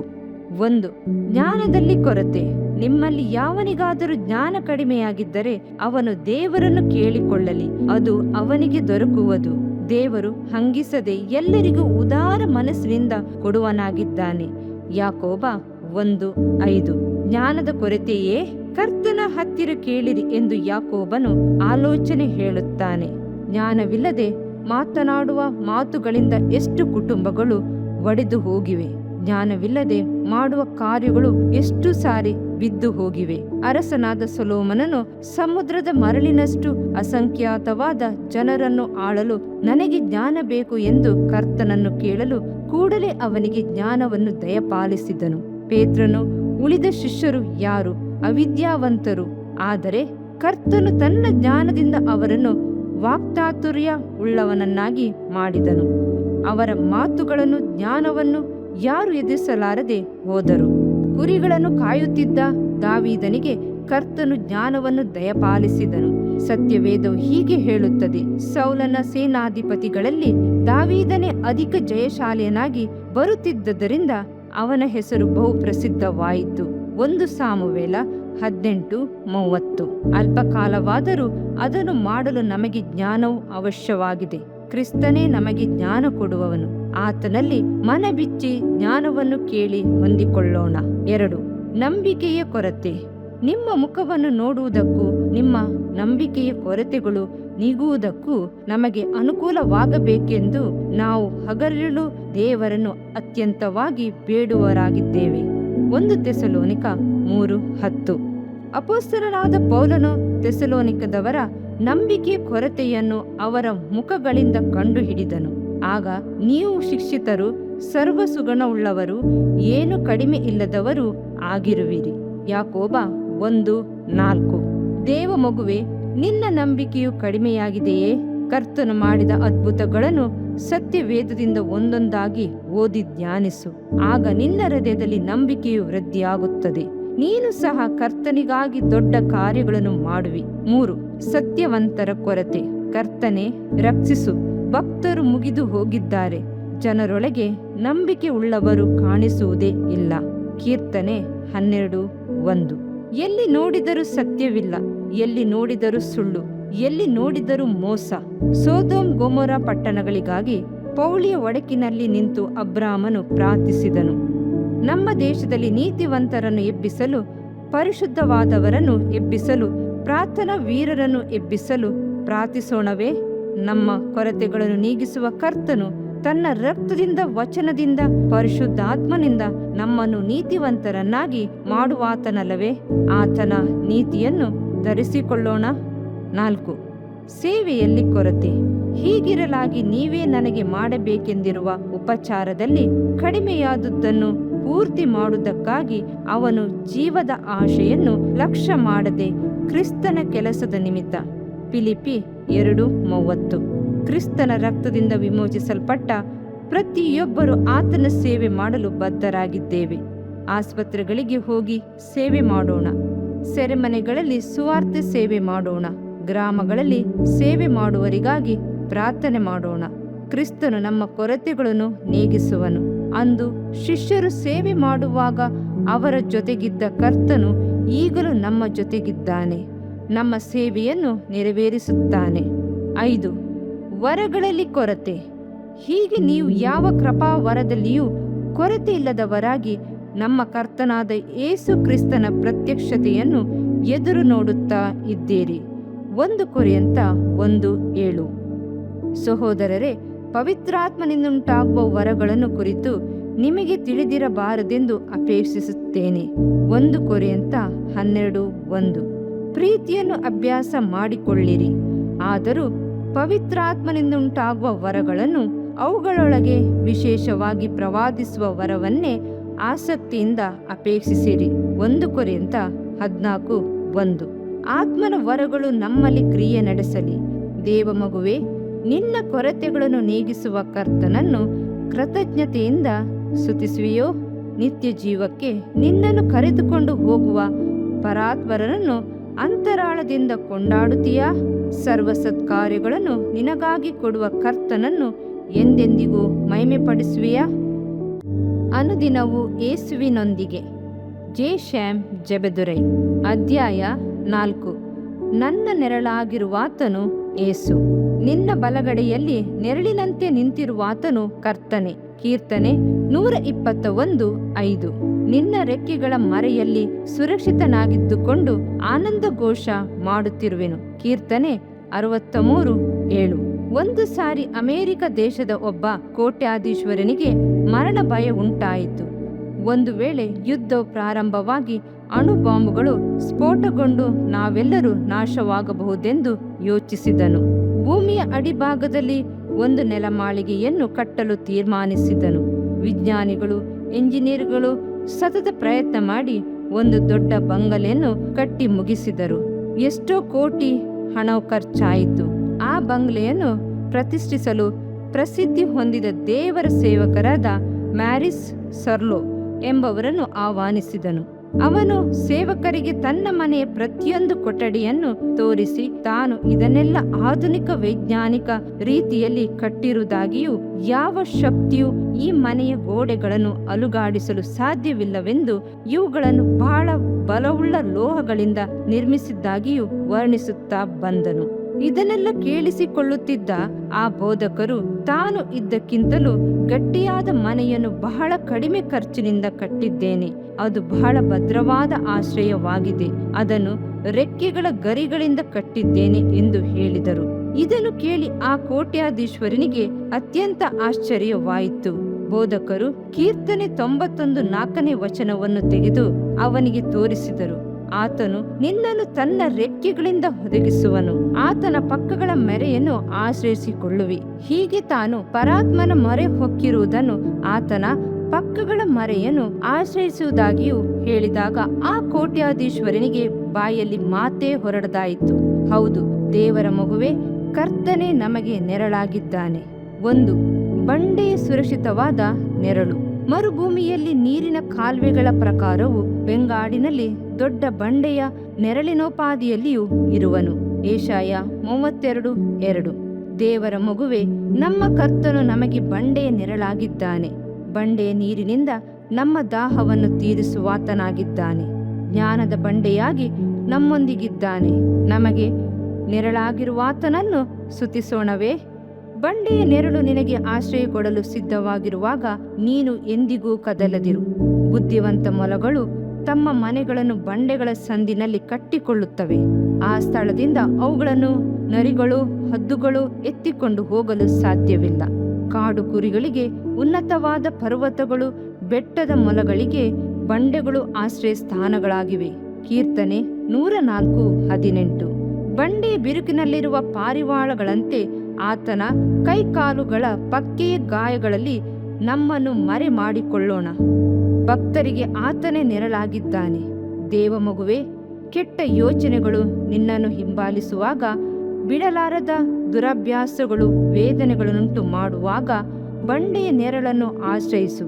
ದಾವಿದನು ಹೀಗೆ ಹೇಳುತ್ತಾನೆ, ನಿನ್ನ ರೆಕ್ಕೆಗಳ ಮರೆಯಲ್ಲಿ ಸುರಕ್ಷಿತನಾಗಿದ್ದುಕೊಂಡು ಆನಂದ ಘೋಷ ಮಾಡುತ್ತಿರುವೆನು. ಕೀರ್ತನೆ 63:7. 2. ಆದರಣೆಯ ಕೃಪೆಯ ನೆರಳು. ದೇವರೇ, ನಿನ್ನ ಪ್ರೀತಿ ಎಷ್ಟು ಅಮೂಲ್ಯವಾದದ್ದು. ಮಾನವರು ನಿನ್ನ ರೆಕ್ಕೆಗಳ ಮರೆಯನ್ನು ಆಶ್ರಯಿಸಿಕೊಳ್ಳುತ್ತಾರೆ. ಕೀರ್ತನೆ 36:7. ಹೌದು, ಆತನ ಕೃಪೆಯ ನೆರಳು ಎಷ್ಟು ಅಮೂಲ್ಯವಾದದ್ದು, ಎಷ್ಟು ಆದರಣೆ ಉಳ್ಳದ್ದು. ನಮ್ಮ ಕರ್ತನು ಕೃಪೆಯುಳ್ಳವನು, ಕೃಪೆಯಿಂದಲೂ ಸತ್ಯದಿಂದಲೂ ತುಂಬಿದವನಾಗಿ ನಮ್ಮ ಹೃದಯಗಳಲ್ಲಿ ವಾಸಿಸುತ್ತಾನೆ. ಮಾತ್ರವಲ್ಲ, ನಮಗಾಗಿ ಆ ಕಲ್ವಾರಿ ಶಿಲುಬೆಯ ಮರದ ನೆರಳಿನಲ್ಲಿ ನಮಗೆ ಆಶ್ರಯವನ್ನು ಕೊಟ್ಟಿದ್ದಾನೆ. ಹಾಲೆಲೂಯ. ತನ್ನ ಬಳಿಗೆ ಬರುವ ಎಂಥ ಪಾಪಿಯಾದರೂ ಅವನಿಗೆ ನೆರಳನ್ನು ಕೊಟ್ಟು ಆದರಿಸಿ ಆಶೀರ್ವದಿಸುವ ಯೇಸು, ಯಾರನ್ನು ತಳ್ಳದೆ ತನ್ನ ರೆಕ್ಕೆಗಳ ಮರೆಯಲ್ಲಿ ಆಶ್ರಯ ಕೊಡಲು ರೆಕ್ಕೆಗಳನ್ನು ಬಿಚ್ಚಿ ಕಾದಿದ್ದಾನೆ. ಯೇಸು ಪರಾತ್ಮನ ಮೊರೆ ಹೊಕ್ಕಿರುವವನು ಸರ್ವಶಕ್ತನ ಆಶ್ರಯದಲ್ಲಿ ಸುರಕ್ಷಿತನಾಗಿರುವನು. ಕೀರ್ತನೆ 91:1. ಪರಮಗೀತೆಯನ್ನು ಬರೆದ ಭಕ್ತನು ಕರ್ತನ ಪ್ರೀತಿಯ ನೆರಳನ್ನು ಅನುಭವಿಸಿ ಹೀಗೆ ಬರೆಯುತ್ತಾನೆ. ಉದ್ಯಾನ ವೃಕ್ಷಗಳಲ್ಲಿ ಸೇಬು ಹೇಗೋ, ಪುರುಷರಲ್ಲಿ ನನ್ನ ಕಾಂತನು ಹಾಗೆಯೇ ಇಷ್ಟನು. ನಾನು ಅವನ ನೆರಳಿನಲ್ಲಿ ಕೂತು ಸಂತಸಗೊಂಡೆನು. ಅವನ ಫಲವು ನನ್ನ ನಾಲಿಗೆ ರುಚಿಯಾಗಿತ್ತು. ಪರಮಗೀತೆ 2:3. ಹೌದು, ಕೃಪೆಯ ನೆರಳು ತಂಪಾಗಿರುವುದು. 3. ಸಂತೋಷದ ಗುಡಾರದ ನೆರಳು. ಹಗಲಿನ ಬಿಸಿಲಿನಲ್ಲಿ ನೆರಳನ್ನು, ಸಣ್ಣ ದೊಡ್ಡ ಮಳೆಗಳಲ್ಲಿ ಆಶ್ರಯವನ್ನು ಕೊಡುವ ಮಂಟಪವಿರುವುದು. ಯೆಶಾಯ 4:6. ಕ್ರಿಸ್ತನು ನಮಗೆ ಮಾತ್ರ ನೆರಳನ್ನು ಕೊಡುವನಲ್ಲ, ನಮ್ಮ ಕುಟುಂಬ, ನಮ್ಮ ಬಂಧು ಬಳಗದವರಿಗೂ ನೆರಳನ್ನು ಕೊಡುವ ಗುಡಾರವಾಗಿದ್ದಾನೆ. ಮೋಶೆಯ ಕಾಲದಲ್ಲಿ ದೇವದರ್ಶನದ ಗುಡಾರದ ನೆರಳಿಗೆ ಬಂದವರು ಬಲಿಗಳನ್ನು ಅರ್ಪಿಸಿ ಪಾಪ ವಿಮೋಚನೆಯನ್ನು ಹೊಂದಿಕೊಂಡು ಪರಿಶುದ್ಧನಾದ ದೇವರನ್ನು ದರ್ಶಿಸಲು ಸಾಧ್ಯವಾಯಿತು. ಅಲ್ಲಿ ಆರಾಧನೆ ಮಾಡಲು ಒಂದು ಸಂತೋಷವಾದ ಗುಡಾರವು ಸ್ಥಾಪಿಸಲ್ಪಟ್ಟಿತ್ತು. ದೇವರ ಆಲಯವು ಆತನ ಜನರು ಒಟ್ಟಾಗಿ ಸೇರಿ ಸಂತೋಷದಿಂದ ಆತನನ್ನು ಆರಾಧಿಸುವ ಸ್ಥಳವಾಗಿದೆ. 4. ಕೈಯ ನೆರಳು. ನನ್ನ ಬಾಯನ್ನು ಹದವಾದ ಖಡ್ಗವನ್ನಾಗಿ ಮಾಡಿ ತನ್ನ ಕೈಯ ನೆರಳಿನಲ್ಲಿ ನನ್ನನ್ನು ಹುದುಗಿಸಿದ್ದಾನೆ. ಯೆಶಾಯ 49:2. ಮೋಶೆ ಕರ್ತನ ಮಹಿಮೆಯನ್ನು ನೋಡಬೇಕೆಂದು ಆಶೆಪಟ್ಟನು. ಕರ್ತನು ಏನು ಮಾಡಿದನೆಂದು ಗೊತ್ತೇ? ಕರ್ತನು ಅವನಿಗೆ, ಇಲ್ಲಿ ನನ್ನ ಸಮೀಪದಲ್ಲಿ ಒಂದು ಸ್ಥಳವಿದೆ, ನೀನು ಈ ಬಂಡೆಯ ಮೇಲೆಯೇ ನಿಂತಿರಬೇಕು. ನನ್ನ ಪ್ರಭಾವವು ನಿನ್ನೆದುರಾಗಿ ದಾಟಿ ಹೋಗುವ ಕಾಲದಲ್ಲಿ ನಾನು ನಿನ್ನನ್ನು ಈ ಬಂಡೆಯ ಸಂದಿನಲ್ಲಿ ನಿನ್ನನ್ನು ಇರಿಸಿ ನಿನ್ನ ಮುಂದೆ ದಾಟಿ ಹೋಗುವ ತನಕ ನಿನ್ನ ಮೇಲೆ ಕೈ ಮುಚ್ಚುವೆನು. ತರುವಾಯ ನಾನು ಕೈ ತೆರೆದಾಗ ನೀನು ನನ್ನ ಹಿಂಭಾಗವನ್ನು ನೋಡುವೆಯೇ ಹೊರತು ನನ್ನ ಮುಖವು ನಿನಗೆ ಕಾಣಿಸುವುದಿಲ್ಲ. ಎಂದು ಹೇಳಿದನು. ವಿಮೋಚನೆ ಕಾಂಡ 33, 21, 22, 23. ದೇವ ಮಗುವೆ, ಕರ್ತನ ಕೈಯ ನೆರಳು ನಿನ್ನನ್ನು ಸದಾಕಾಲವೂ ಮುಚ್ಚಿರುವುದೆಂಬುದನ್ನು ಎಂದಿಗೂ ಮರೆಯಬೇಡ. ಸತ್ಯವೇದವು ಹೀಗೆ ಹೇಳುತ್ತದೆ, ನಿನ್ನ ಬಲಗಡೆಯಲ್ಲಿ ನೆರಳಿನಂತೆ ನಿಂತಿರುವಾತನು ಕರ್ತನೇ. ಕೀರ್ತನೆ 121:5. ಕರ್ತನ ಕೈಯ ನೆರಳು ನಿನ್ನ ಮೇಲೆ ಬೀಳುವುದು, ಪರಿಶುದ್ಧಾತ್ಮನ ನೆರಳು ನಿನ್ನ ಮೇಲೆ ಚಲಿಸುವುದು. ಆತನ ಬಲಗೈ ಪರಾಕ್ರಮಗಳನ್ನು ನಡೆಸುತ್ತದೆ. 5. ನಿತ್ಯವಾದ ನೆರಳು. ನಿತ್ಯವಾದ ನೆರಳು ನಮಗೆ ಪರಲೋಕದಲ್ಲಿ ಉಂಟು. ದೇವಜನರು ವಿಶ್ರಾಂತಿಗೆ ಸೇರುವ ಸಮಯವು ಹತ್ತಿರವಾಗಿದೆ. ಪರಲೋಕದ ಆ ನಿತ್ಯವಾದ ನೆರಳನ್ನು ಅಪೇಕ್ಷಿಸಿ ಪ್ರಾರ್ಥಿಸೋಣವೇ? ಈ ಲೋಕದ ನೆರಳುಗಳೆಲ್ಲ ಮಾಯೆಯಾದ ನೆರಳು, ವೇದನೆಯುಂಟು ಮಾಡುವ ನೆರಳುಗಳು. ಇವೆಲ್ಲ ಮಾರ್ಪಡುತ್ತವೆ. ಇಂತಹ ಮಾಯೆಯಾದ ನೆರಳುಗಳನ್ನು ನಂಬಿ ಓಡಬೇಡ. ಭೂಲೋಕದಲ್ಲಿನ ನಮ್ಮ ದಿನಗಳು ನೆರಳಿನಂತೆ ಇವೆ ಅಷ್ಟೇ. ಯೋಬ 8:9. ಹೂವಿನ ಹಾಗೆ ಅರಳಿ ಬಾಡುವನು, ನೆರಳಿನಂತೆ ನಿಲ್ಲದೆ ಓಡಿ ಹೋಗುವನು. ಯೋಬ 14:2. ಜ್ಞಾನಿಯಾದ ಸೊಲೊಮೋನನು ಹೀಗೆ ಹೇಳಿದನು, ನೆರಳಿನಂತೆ ವ್ಯರ್ಥವಾಗಿ ಕಳೆದು ಹೋಗುವ ಮನುಷ್ಯನ ಜೀವನದ ದಿನಗಳೆಲ್ಲ ಅವನಿಗೆ ಯಾವುದು ಮೇಲೆಂದು ಯಾರಿಗೆ ಗೊತ್ತು? ಪ್ರಸಂಗಿ 6:12. ಅರಸನಾದ ದಾವೀದನು ಹೀಗೆ ಹೇಳಿದನು, ನಮ್ಮ ಆಯುಷ್ಯ ಕಾಲವು ನೆರಳಿನಂತಿದೆ, ನಮಗೆ ಯಾವ ನಿರೀಕ್ಷೆಯೂ ಇಲ್ಲ. 1 ಪೂರ್ವಕಾಲ ವೃತ್ತಾಂತ 29:15. ದೇವ ಮಗುವೆ, ಸ್ಥಿರವಿಲ್ಲದ ಈ ಬಾಳಿನಲ್ಲಿ ಸ್ಥಿರವಾದ ನೆರಳನ್ನು ಕೊಡುವಂತ ಕ್ರಿಸ್ತನನ್ನು ಹಿಡಿದುಕು. ಆತನ ಬಂಡೆಯ ನೆರಳಿನಲ್ಲಿ, ಆತನ ಕೈಯ ನೆರಳಿನಲ್ಲಿ, ಗುಡಾರದ ನೆರಳಿನಲ್ಲಿ, ಕೃಪೆಯ ನೆರಳಿನಲ್ಲಿ ನಿನ್ನನ್ನು ಹುದುಗಿಸಿಕು. ಆತನ ಪಕ್ಕಗಳ ಮರೆಯಲ್ಲಿ ಆಶ್ರಯ ಸ್ಥಾನವಿದೆ, ಆರೋಗ್ಯವಿದೆ. ಆತನ ರೆಕ್ಕೆಗಳು ನಿತ್ಯವಾದ ವಾಸಸ್ಥಾನಕ್ಕೆ ನಮ್ಮನ್ನು ಕರೆದೊಯ್ಯುತ್ತದೆ. ಅಲ್ಲಿ ಎಂದೆಂದಿಗೂ ಹರ್ಷ. ಹಾಲೆಲೂಯ್ಯ, ಆಮೇನ್. ಅನುದಿನವೂ ಯೇಸುವಿನೊಂದಿಗೆ. ಜೆ. ಶ್ಯಾಮ್ ಜೆಬೆದುರೈ. ಅಧ್ಯಾಯ 5. ನನ್ನ ಭವಿಷ್ಯತ್ ಕಾಲದ ನಂಬಿಕೆಯಾದ ಯೇಸು. ಹೀಗಿರಲಾಗಿ ಕರ್ತನೆ, ಇನ್ನು ಯಾವುದಕ್ಕೆ ಕಾದುಕೊಳ್ಳುವಿ? ನೀನೇ ನನ್ನ ನಿರೀಕ್ಷೆ. ಕೀರ್ತನೆ 39:7. ಭೂಲೋಕದವರ ನಂಬಿಕೆಯೇ ಸ್ಥಿರವಿಲ್ಲದು. ವರ್ತಮಾನ ಕಾಲದ ಬಾಳಿನಲ್ಲಿ ನಿಶ್ಚಯವಿಲ್ಲ. ಭವಿಷ್ಯತ್ ಕಾಲವನ್ನು ಕುರಿತು ನಂಬಿಕೆಯಿಲ್ಲ. ಆದರೆ ಕರ್ತನ ಜನರಿಗೆ ಯೇಸು ಕ್ರಿಸ್ತನ ಮಹಿಮೆಯಿಂದ ಕೂಡಿದ ನಂಬಿಕೆ ಉಂಟು. ಭವಿಷ್ಯತ್ ಕಾಲವನ್ನು ಕುರಿತು ಸಂತೋಷವಿದೆ.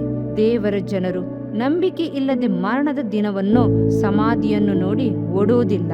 ತಮಗಾಗಿ ತನ್ನ ಜೀವವನ್ನೇ ಕೊಟ್ಟಂತ ರಾಜಾದಿರಾಜನ ಮಹಿಮೆ ಬರುವಿಕೆಯ ದಿನವನ್ನು ಎದುರು ನೋಡಿ ಸಂತೋಷದ ನಂಬಿಕೆಯಿಂದ ಮುಂದೆ ಹೋಗುವರಾಗಿದ್ದಾರೆ. ಅಪೊಸ್ತಲನಾದ ಪೌಲನು ಹೀಗೆ ಹೇಳುತ್ತಾನೆ, ಭೂಮಿಯ ಮೇಲಿರುವ ಗುಡಾರವು ಕಿತ್ತು ಹಾಕಲ್ಪಟ್ಟರೂ ದೇವರಿಂದುಂಟಾದ ಒಂದು ಕಟ್ಟಡ ಪರಲೋಕದಲ್ಲಿ ನಮಗುಂಟೆಂದು ಬಲ್ಲೆವು. ಅದು ಕೈಯಿಂದ ಕಟ್ಟಿದ ಮನೆಯಾಗಿರದೆ ನಿತ್ಯವಾಗಿರುವಂತದ್ದಾಗಿದೆ. 2 ಕೊರಿಂಥ 5:1. ನಮ್ಮ ಭವಿಷ್ಯತ್ ಕಾಲದ ನಂಬಿಕೆ ಯೇಸುವೆ. ಭವಿಷ್ಯತ್ ಕಾಲಕ್ಕಾಗಿ ಸಕಲ ಕಾರ್ಯಗಳನ್ನು ಮಾಡಿ ಮುಗಿಸಿದಾತನು ಯೇಸುವೆ. 1. ನಮ್ಮ ರಕ್ಷಣೆಯಲ್ಲಿ ನಂಬಿಕೆ. ನಾವಾದರೂ ಪರಲೋಕ ಸಂಸ್ಥಾನದವರು. ಕರ್ತನಾದ ಯೇಸು ಕ್ರಿಸ್ತನು ಅಲ್ಲಿಂದಲೇ ರಕ್ಷಕನಾಗಿ ಬರುವುದನ್ನು ಎದುರು ನೋಡುತ್ತಾ ಇದ್ದೇವೆ. ಫಿಲಿಪ್ಪಿ 3:20. ನಮ್ಮ ಕಣ್ಣುಗಳು ನಂಬಿಕೆಯಿಂದ ರಕ್ಷಕನನ್ನು ಎದುರು ನೋಡುತ್ತಿರುವುದು. ಈ ಯೇಸು ಯಾವ ರೀತಿಯಲ್ಲಿ ಆಕಾಶದೊಳಗೆ ಹೋಗಿರುವುದನ್ನು ನೀವು ಕಂಡಿರೋ ಅದೇ ರೀತಿಯಲ್ಲಿ ಬರುವನು ಎಂದು ಹೇಳಿದರು. ಅಪೊಸ್ತಲ ಕೃತ್ಯ 1:11. ಇದೇ ನಮಗೆ ಕೊಡಲ್ಪಟ್ಟಿರುವ ವಾಗ್ದಾನ. ಅದನ್ನು ಆಸಕ್ತಿಯಿಂದಲೂ ನಂಬಿಕೆಯಿಂದಲೂ ಎದುರು ನೋಡೋಣವೇ? ಕರ್ತನಾದ ಯೇಸು ಕ್ರಿಸ್ತನು ಬರುವಾಗ ಆತನ ಆಗಮನಕ್ಕಾಗಿ ಸಿದ್ಧರಾಗಿರುವವರು ಕಣ್ಣುರೆಪ್ಪೆ ಮುಚ್ಚುವಷ್ಟರಲ್ಲಿ ಮಾರ್ಪಡುವರು. ಸತ್ಯವೇದವು ಹೀಗೆ ಹೇಳುತ್ತದೆ, ಕರ್ತನನ್ನು ನಿರೀಕ್ಷಿಸುವವರು ಹೊಸ ಬಲವನ್ನು ಹೊಂದುವರು, ಹದ್ದುಗಳಂತೆ ರೆಕ್ಕೆಗಳನ್ನು ಚಾಚಿಕೊಂಡು ಏರುವರು. ಯೆಶಾಯ 40:31. ಕ್ರಿಸ್ತನಿಗೆ ಪ್ರೀತಿಯುಳ್ಳ ಶಿಷ್ಯನಾದ ಯೋಹೋನು ಹೀಗೆ ಬರೆಯುತ್ತಾನೆ, ಪ್ರಿಯರೇ, ಈಗ ದೇವರ ಮಕ್ಕಳಾಗಿದ್ದೇವೆ. ಮುಂದೆ ಏನಾಗುವೆವೋ ಅದು ಇನ್ನು ಪ್ರತ್ಯಕ್ಷವಾಗಲಿಲ್ಲ. ಕ್ರಿಸ್ತನು ಪ್ರತ್ಯಕ್ಷನಾದರೆ ನಾವು ಆತನ ಆಗಿರುವೆವೆಂದು ಬಲ್ಲೆವು. ಯಾಕೆಂದರೆ ಆತನಿರುವ ಪ್ರಕಾರವೇ ಆತನನ್ನು ನೋಡುವೆವು. ಆತನ ಮೇಲೆ ಈ ನಿರೀಕ್ಷೆಯನ್ನು ಇಟ್ಟಿರುವ ಪ್ರತಿಯೊಬ್ಬನು ಕ್ರಿಸ್ತನು ಶುದ್ಧವಾಗಿರುವಂತೆ ತನ್ನನ್ನು ಶುದ್ಧ ಮಾಡಿಕೊಳ್ಳುತ್ತಾರೆ. 1 ಯೋಹಾನ 2. ವಾಸಸ್ಥಳದಲ್ಲಿ ನಂಬಿಕೆ. ಕ್ರಿಸ್ತನನ್ನು ನಂಬಿರುವವರಿಗೆ ಅನೇಕ ವಾಗ್ದಾನಗಳನ್ನು ಕೊಡಲ್ಪಟ್ಟಿವೆ. ಅವುಗಳಲ್ಲಿ ಒಂದು ನಿತ್ಯ ವಾಸಸ್ಥಳ. ನಮ್ಮ ಪ್ರೀತಿಯ ರಕ್ಷಕನು ಹೀಗೆ ಹೇಳಿದ್ದಾನೆ, ನಿಮಗೆ ಸ್ಥಳವನ್ನು ಸಿದ್ಧ ಮಾಡುವುದಕ್ಕೆ ಹೋಗುತ್ತೇನಲ್ಲ. ನಾನು ಹೋಗಿ ನಿಮಗೆ ಸ್ಥಳವನ್ನು ಸಿದ್ಧ ಮಾಡಿದ ಮೇಲೆ ತಿರುಗಿ ಬಂದು ನಿಮ್ಮನ್ನು ಕರೆದುಕೊಂಡು ಹೋಗಿ ನನ್ನ ಬಳಿಗೆ ಸೇರಿಸಿಕೊಳ್ಳುವೆನು. ಯೋಹಾನ 14:2-3. ಪರಲೋಕದ ವಾಸಸ್ಥಳವನ್ನು ಕುರಿತು ಚಿಂತಿಸೋಣ. ನಾವು ಪರಲೋಕದ ಸಂಸ್ಥಾನದವರು. ನಮ್ಮ ಪರಮ ತಂದೆ ಅಲ್ಲಿದ್ದಾನೆ. ನಮ್ಮ ರಕ್ಷಕನು ಅಲ್ಲಿಗೆ ಹೋಗಿದ್ದಾನೆ. ನಮ್ಮ ವಾಸಸ್ಥಳವು ಅಲ್ಲಿಯೇ ಇರುವುದು. ನಮ್ಮ ಭವಿಷ್ಯತ್ ಕಾಲದ ಪೂರ್ಣ ನಂಬಿಕೆಯೇ ಅಲ್ಲಿರುವುದು.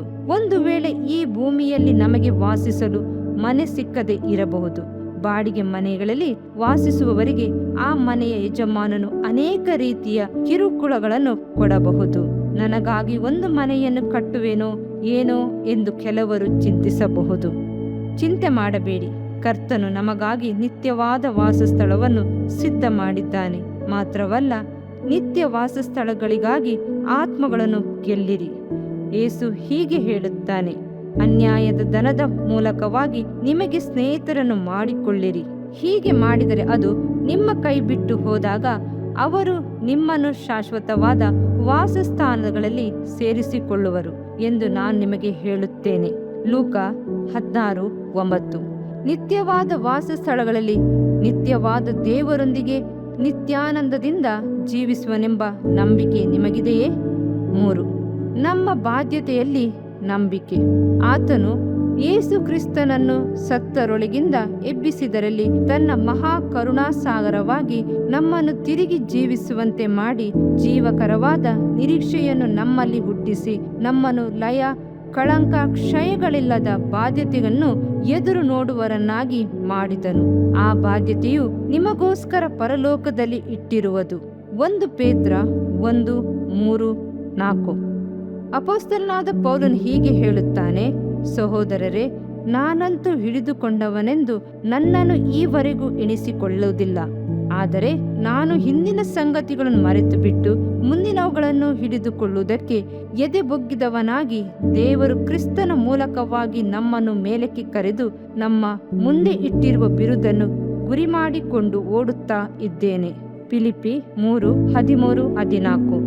ತನ್ನ ಜೀವಿತದ ಓಟದ ಕೊನೆಯಲ್ಲಿ ಪೌಲನು ಹೀಗೆ ಹೇಳುತ್ತಾನೆ, ಶ್ರೇಷ್ಠ ಹೋರಾಟವನ್ನು ಮಾಡಿದ್ದೇನೆ, ನನ್ನ ಓಟವನ್ನು ಕಡೆಗಾಣಿಸಿದ್ದೇನೆ, ಕ್ರಿಸ್ತ ನಂಬಿಕೆಯನ್ನು ಕಾಪಾಡಿಕೊಂಡಿದ್ದೇನೆ. ನೀತಿವಂತರಿಗೆ ದೊರಕುವ ಜಯಮಾಲೆಯು ಮುಂದೆ ನನಗೆ ಸಿದ್ಧವಾಗಿದೆ. 2 ತಿಮೋತಿ 4:7. ಒಂದು ತಮಾಷೆ ಕಥೆಯು ಹೀಗಿದೆ. ಒಬ್ಬ ಶ್ರೀಮಂತ ಕ್ರೈಸ್ತ ಸಹೋದರಿ ಇದ್ದಳು. ದೇವರ ಸೇವೆಗಾಗಲಿ ಆಲಯಗಳಿಗಾಗಲಿ ಕರ್ತನಿಗಾಗಲಿ ಏನು ಕೊಡುತ್ತಿರಲಿಲ್ಲ. ಆದರೆ ಅವಳಿಗೆ ಪರಲೋಕಕ್ಕೆ ಹೋಗಬೇಕೆಂಬ ಆಸೆ ಮಾತ್ರ ಬಹಳವಾಗಿತ್ತು. ಒಂದು ದಿನ ಅವಳಿಗೆ ಒಂದು ದರ್ಶನವಾಯಿತು.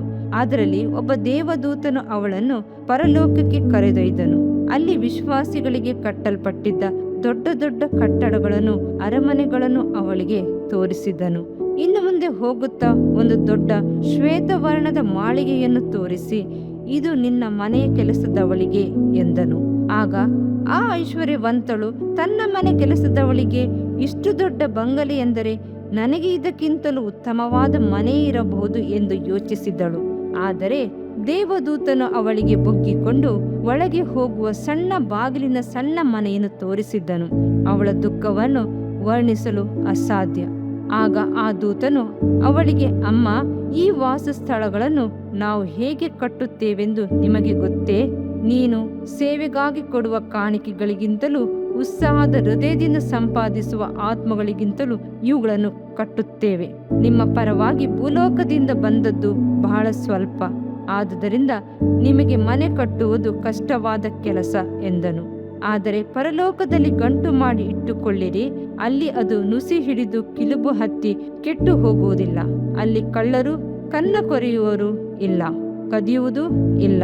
ನಿನ್ನ ಗಂಟು ಇದ್ದಲ್ಲಿಯೇ ನಿನ್ನ ಮನಸ್ಸು ಇರುವುದಷ್ಟೇ. ಮತ್ತಾಯ 6:20-21. 4. ನಿತ್ಯ ಜೀವದ ಕುರಿತು ನಂಬಿಕೆ. ನಿಮ್ಮ ಜೀವವು ಕ್ರಿಸ್ತನೊಂದಿಗೆ ದೇವರಲ್ಲಿ ಮರೆಯಾಗಿಟ್ಟಿದೆ. ನಮಗೆ ಜೀವವಾಗಿರುವ ಕ್ರಿಸ್ತನು ಪ್ರತ್ಯಕ್ಷನಾಗುವಾಗ ನೀವು ಸಹ ಆತನ ಜೊತೆಯಲ್ಲಿ ಪ್ರಭಾವದಿಂದ ಕೂಡಿದವರಾಗಿ ಪ್ರತ್ಯಕ್ಷರಾಗುವಿರಿ. ಕೊಲೊಸ್ಸೆ 3:4. ಈಗ ಕರ್ತನು ನಮಗಾಗಿ ಮುಂದಿನ ಕಾಲದಲ್ಲಿ ಸಿದ್ಧ ಮಾಡಿರುವ ಉತ್ತಮವಾದ ನಂಬಿಕೆಗಳನ್ನು ಯೋಚಿಸಿ ನೋಡೋಣ. ಆ ನಂಬಿಕೆಗೆ ನಾವು ಬಾಧ್ಯಸ್ಥರಾಗಿದ್ದೇವೆಯೋ ಅಥವಾ ಅನ್ಯರಂತೆ ಅಲುಗಾಡುತ್ತೇವೆಯೋ? ಈ ಲೋಕವು ಅದರ ಆಶೆ ಆಕಾಂಕ್ಷೆಗಳು ನಾಶವಾಗುತ್ತದೆ. ನಾವು ನೋಡುತ್ತಿರುವ ಈ ಲೋಕವು ಅಗ್ನಿಗೆ ಆಹುತಿಯಾಗಲು ಇಡಲ್ಪಟ್ಟಿದೆ ಎಂದು ಪೇತ್ರನು ಎಚ್ಚರಿಸುತ್ತಾನೆ. ಆದುದರಿಂದ ಮುಂದೆ ಬರುವ ಕಾಲದ ನಂಬಿಕೆಯನ್ನು ಯೇಸು ಕೊಡುವನಾಗಿದ್ದಾನೆ. ಭೂಲೋಕಕ್ಕೆ ಸಂಬಂಧಪಟ್ಟವುಗಳನ್ನು ಕುರಿತು ಯೋಚಿಸದೆ ನಿತ್ಯವಾದವುಗಳನ್ನು ಕುರಿತು ಯೋಚಿಸೋಣ. ಪರಲೋಕವೇ ನಮಗೆ ಸ್ವಂತವಾದದ್ದು ಎಂದು ಮುಂದೆ ನಡೆಯೋಣ. ಪರಮ ತಂದೆ ಅಲ್ಲಿದ್ದಾನೆ, ನಮ್ಮ ರಕ್ಷಕನು ಅಲ್ಲಿದ್ದಾನೆ. ನಮ್ಮ ವಾಸಸ್ಥಳವು, ನಮ್ಮ ಬಾಧ್ಯತೆ ಅಲ್ಲಿರುವುದು. ನಮ್ಮ ಹೆಸರುಗಳು ಪರಲೋಕದಲ್ಲಿ ಬರೆಯಲ್ಪಟ್ಟಿವೆ. ನಮ್ಮ ಜೀವವು ಕ್ರಿಸ್ತನಲ್ಲಿ ಮರೆಯಾಗಿ ಇಟ್ಟಿದೆ. ಕರ್ತನು ಅನುಗ್ರಹಿಸಿದ ಹೇಳಲು ಅಸಾಧ್ಯವಾದ ವರಗಳಿಗಾಗಿಯೂ ನಂಬಿಕೆಗಾಗಿಯೂ ಆತನನ್ನು ಸ್ತುತಿಸೋಣ. ಅನುದಿನವೂ ಯೇಸುವಿನೊಂದಿಗೆ. ಜೆ. ಶ್ಯಾಮ್ ಜಬದುರೈ. ಅಧ್ಯಾಯ 6. ಹುಡುಕಲ್ಪಡುವ ಯೇಸು. ಆತನನ್ನು ಹುಡುಕಿ ಕಾಣದೆ ತಿರುಗಿ ಯೆರೂಸಲೇಮಿಗೆ ಹುಡುಕಿಕೊಂಡು ಹೋದರು. ಲೂಕ 2:45. ಯೇಸು ಎಲ್ಲಿ ಎಂದು ಶಾಸ್ತ್ರಿಗಳು ಹೆರೋದನ ಅರಮನೆಯಲ್ಲಿ ಹುಡುಕಿದರು. ಆತನ ತಾಯಿಯು ಯೋಸೇಫನು ಜಾತ್ರೆ ಗುಂಪಿನಲ್ಲಿದ್ದವರಲ್ಲಿ ಆತನನ್ನು ಹುಡುಕಿದರು. ಮಗ್ದಲದ ಮರಿಯಳು ಸಮಾಧಿಯಲ್ಲಿ ಆತನನ್ನು ಹುಡುಕಿದಳು. ಈ ದಿನಗಳಲ್ಲಿ ಜನರು ಆತನನ್ನು 4 ಗೋಡೆಗಳ ಮಧ್ಯದಲ್ಲಿ ಹುಡುಕುತ್ತಾರೆ. ಪುಣ್ಯ ಸ್ಥಳಗಳಲ್ಲಿ ಹುಡುಕುತ್ತಾರೆ. ತಪ್ಪಾದ ಸ್ಥಳಗಳಲ್ಲಿ ಹುಡುಕುವುದು ಮಾತ್ರವಲ್ಲ, ತಪ್ಪಾದ ಉದ್ದೇಶಗಳಿಗಾಗಿಯೂ ಆತನನ್ನು ಹುಡುಕುತ್ತಾರೆ. ಆಹಾರಕ್ಕಾಗಿ ಆತನನ್ನು ಹುಡುಕಿದರು. ದೆವ್ವಗಳನ್ನು ಓಡಿಸಲು ಆತನನ್ನು ಹುಡುಕಿದರು. ಲೂಕ 4:42. ಆತನ ಪ್ರಸಂಗವನ್ನು ಕೇಳಲು ಆತನನ್ನು ಹುಡುಕಿದರು. ಮಾರ್ಕ 1:37. ಆತನ ಮೇಲೆ ತಪ್ಪು ಹೊರಿಸಲು ಪ್ರಶ್ನೆಗಳನ್ನು ಕೇಳಲು ಆತನನ್ನು ಹುಡುಕಿದವರು ಉಂಟು. ಯೇಸು ಎಲ್ಲಿ? ಮನುಷ್ಯನು ಕರ್ತನನ್ನು ಅನೇಕ ಸ್ಥಳಗಳಲ್ಲಿ ಹುಡುಕುತ್ತಾನೆ. ಕರ್ತನು ತನ್ನ ವಾಸಸ್ಥಳವನ್ನು ಮನುಷ್ಯರ ಮಧ್ಯದಲ್ಲಿಯೇ ಇಟ್ಟಿದ್ದಾನೆ. ನಾವೇ ಕರ್ತನ ವಾಸಸ್ಥಳ. ಕರ್ತನು ನಮ್ಮಲ್ಲಿ ವಾಸವಾಗಿದ್ದಾನೆ. ಸತ್ಯವೇದವು ಹೇಳುತ್ತದೆ, ಈ ಮರ್ಮವು ಏನೆಂದರೆ ಕ್ರಿಸ್ತನು ನಿಮ್ಮಲ್ಲಿದ್ದು ಪ್ರಭಾವದ ನಿರೀಕ್ಷೆಗೆ ಆಧಾರಭೂತನಾಗಿರುವುದೇ. ಕೊಲೊಸ್ಸೆ 1:27. ಕರ್ತನು ನಮ್ಮೊಳಗೆ ಇದ್ದಾನೆಯೇ? ನಾವು ಪ್ರಾರ್ಥಿಸುವಾಗ ಕರ್ತನ ಪ್ರಸನ್ನತೆಯನ್ನು ಹೊಂದಿದ್ದೇವೆಯೋ? ಇಲ್ಲದಿದ್ದರೆ ಪೂರ್ಣ ಹೃದಯದಿಂದ ಆತನನ್ನು ಹುಡುಕುವುದು ಅವಶ್ಯವಾಗಿದೆ. 1. ಜಾತ್ರೆ ಗುಂಪಿನಲ್ಲಿ. ಮರಿಯಳು ಯೇಸು ಎಲ್ಲಿದ್ದಾನೆಂದು ಅಂದುಕೊಂಡಿದ್ದಳು. ಗೊತ್ತೇ? ಜಾತ್ರೆ ಜನರ ದೊಡ್ಡ ಗುಂಪಿನಲ್ಲಿ ಸೇರಿರಬೇಕೆಂದು ನೆನೆಸಿದಳು. ಕ್ರೈಸ್ತ ಮಾರ್ಗದ ಒಂದು ಗುಂಪು ಹೀಗೆ ಕೂಡಿರುತ್ತದೆ. ಇವರು ಹಬ್ಬದ ಕ್ರೈಸ್ತರು. ಕ್ರಿಸ್ಮಸ್ ಹಬ್ಬವೆಂದರೆ ಆಲಯಗಳು ತುಂಬಿರುತ್ತದೆ. ಬಹಳ ಸಂಭ್ರಮದಿಂದ ಕೂಡಿರುತ್ತಾರೆ. ಆದರೆ ಕ್ರಿಸ್ತನು ಎಲ್ಲಿ? ದೊಡ್ಡ ದೊಡ್ಡ ಸುವಾರ್ಥ ಕೂಟಗಳಲ್ಲಿ ಜನರು ಬರುತ್ತಾರೆ. ಒಳ್ಳೆಯದು, ಸರಿ. ಆದರೆ ನಮ್ಮೊಳಗೆ ಕ್ರಿಸ್ತನು ಇದ್ದಾನೋ? ಕ್ರಿಸ್ತನಲ್ಲಿ ಬಾಧ್ಯತೆ ಹೊಂದದೆ ಹೋದರೆ ಏನು ಲಾಭ? ಅಂದು ಮರಿಯಳು ಜಾತ್ರೆ ಜನರ ಗುಂಪಿನಲ್ಲಿ ಯೇಸು ಇದ್ದಾನೆಂದು ತಿಳಿದಿದ್ದಳು.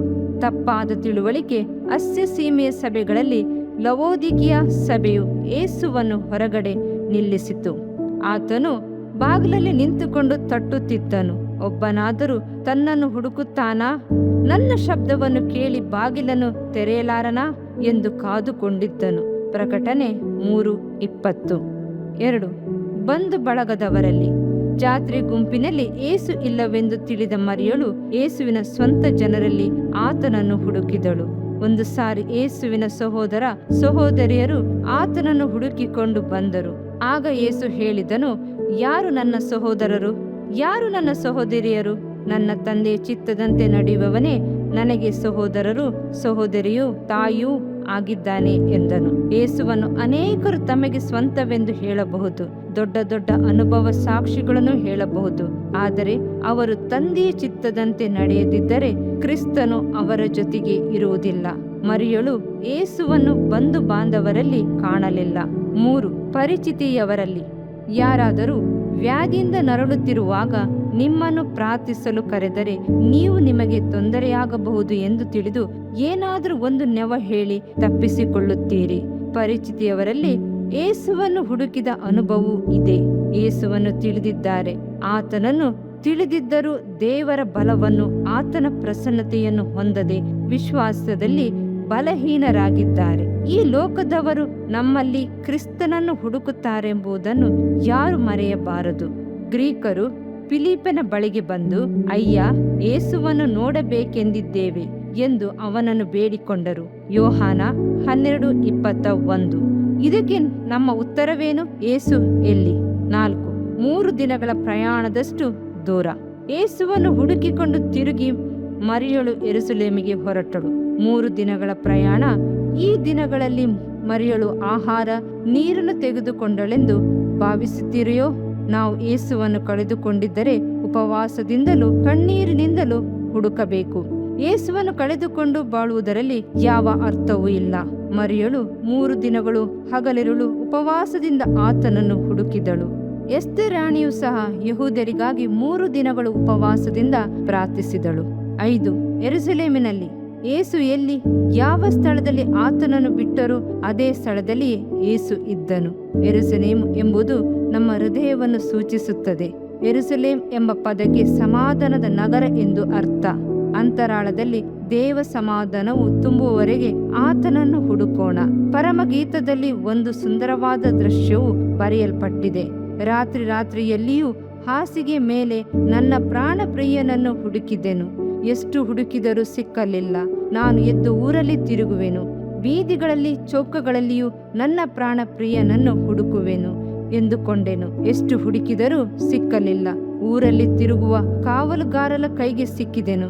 ಅವರನ್ನು ಬಿಟ್ಟು ತುಸು ಹೊತ್ತಿನೊಳಗೆ ನನ್ನ ಪ್ರಾಣ ಪ್ರಿಯನನ್ನು ಕಂಡುಕೊಂಡು ತಾಯಿಯ ಮನೆಗೆ, ನನ್ನನ್ನು ಹೆತ್ತವಳ ಕೋಣೆಗೆ ಸೇರುವ ತನಕ ಬಿಡದೆ ಹಿಡಿದುಕೊಂಡೇ ಹೋದೆನು. ಪರಮಗೀತ 3:1-4. 6. ಹುಡುಕಿರಿ, ನಿಮಗೆ ಸಿಕ್ಕುವುದು. ಕರ್ತನು ನಮಗೆ ಕೊಟ್ಟಿರುವ ಒಳ್ಳೆಯ ವಾಗ್ದಾನವಿದು. ಹುಡುಕಿರಿ, ನಿಮಗೆ ಸಿಕ್ಕುವುದು. ಮತ್ತಾಯ 7:7. ಜ್ಞಾನಿಯಾದ ಸೊಲೊಮೋನನು ಹೀಗೆ ಹೇಳುತ್ತಾನೆ, ಹುಡುಕುವುದಕ್ಕೆ ಒಂದು ಸಮಯ ಉಂಟು. ಪ್ರಸಂಗಿ 3:6. ಸಮಯವು ಕಳೆದು ಹೋದ ಮೇಲೆ ಹುಡುಕುವುದರಿಂದ ಪ್ರಯೋಜನವಿಲ್ಲ. ಮರಣ ಹೊಂದಿದ ಮೇಲೆ ಆತನನ್ನು ಹುಡುಕಲು ಸಾಧ್ಯವೇ? ಸತ್ಯವೇದವು ಹೀಗೆ ಹೇಳುತ್ತದೆ, ನೀವು ಸಂಪೂರ್ಣ ಹೃದಯದಿಂದಲೂ ಮನಸ್ಸಿನಿಂದಲೂ ನಿಮ್ಮ ದೇವರಾದ ಕರ್ತನನ್ನು ಹುಡುಕಿದರೆ ಆತನು ನಿಮಗೆ ಸಿಕ್ಕುವನು. ಧರ್ಮೋಪದೇಶ ಕಾಂಡ 4:29. ಕರ್ತನು ಸಿಕ್ಕುವ ಕಾಲದಲ್ಲಿ ಆತನನ್ನು ಆಶ್ರಯಿಸಿರಿ. ಆತನು ಸಮೀಪದಲ್ಲಿರುವಾಗ ಆತನಿಗೆ ಬಿನ್ನಹ ಮಾಡಿರಿ. ಯೆಶಾಯ 55:6. ಅನುದಿನವೂ ಯೇಸುವಿನೊಂದಿಗೆ. ಜೆ. ಶ್ಯಾಮ್ ಜೆಬೆದುರೈ. ಅಧ್ಯಾಯ 7. ಹೃದಯಾಂತರಾಳದಿಂದ ಪ್ರೀತಿಸುವ ಯೇಸು. ನಿನ್ನ ಲಾಲನೆಯು ದ್ರಾಕ್ಷಾರಸಕ್ಕಿಂತಲೂ ಮೇಲು. ಪರಮಗೀತ 1:2. ಪ್ರೀತಿಯು ಮರಣದಷ್ಟು ಬಲವಾಗಿದೆ. ಪ್ರೀತಿ ದ್ರೋಹದಿಂದ ಹುಟ್ಟುವ ಮತ್ಸರವು ಪಾತಾಳದಷ್ಟು ಕ್ರೂರ. ಪರಮಗೀತ 8:6. ಇಂಡೋನೇಷಿಯಾ ಒಂದು ಮುಸ್ಲಿಂ ದೇಶ. ಅಲ್ಲಿ ಸೇವೆ ಮಾಡುವ ಪ್ರತಿ ಗೃಹ ಸಂದರ್ಶನದ ಗುಂಪಿನವರು ಪ್ರಾರ್ಥನೆಯೊಂದಿಗೆ ಕೂಡಿದ ಭಯಭಕ್ತಿಯಿಂದ ಪ್ರತಿ ಮನೆಗಳಿಗೂ ಕರಪತ್ರವನ್ನು, ಹೊಸ ಒಡಂಬಡಿಕೆಯನ್ನು ಯಾರಿಗೂ ತಿಳಿಯದ ಹಾಗೆ ಕಿಟಕಿಯ ಮೂಲಕ ಮನೆಯೊಳಗೆ ಹಾಕಿದ್ದರು. ಒಬ್ಬ ಮುಸ್ಲಿಂ ಸಹೋದರಿ ಮನೆಯೊಳಗೆ ಬಿದ್ದ ಹೊಸ ಒಡಂಬಡಿಕೆಯನ್ನು ಓದಲು ಪ್ರಾರಂಭಿಸಿದಳು. ಹಾಗೆ ಅವಳು ಓದುತ್ತಾ ಯೇಸುವಿನ ಪ್ರೀತಿ ಅವಳನ್ನು ಆಕರ್ಷಿಸಿತು. ತನ್ನ ಬಂಧು ಬಳಗದವರಿಗಿಂತಲೂ ಹೆಚ್ಚಾಗಿ ಯೇಸು ತನ್ನನ್ನು ಪ್ರೀತಿಸುವನು ಎಂದು ಅವಳು ತಿಳಿದುಕೊಂಡಳು. ಶಿಲುಬೆಯ ಬಾಧೆಗಳನ್ನು, ವೇದನೆಗಳನ್ನು ಅವಳು ಓದಿದಾಗ ಅತ್ತುಗೋಳಾಡಿ ತನ್ನ ಜೀವಿತವನ್ನು ಕರ್ತನಿಗೆ ಅರ್ಪಿಸಿದಳು. ಕ್ರಿಸ್ತನನ್ನು ಕುರಿತು ಇನ್ನೂ ಹೆಚ್ಚಾಗಿ ತಿಳಿಯಲು ಆಶೆಪಟ್ಟಳು.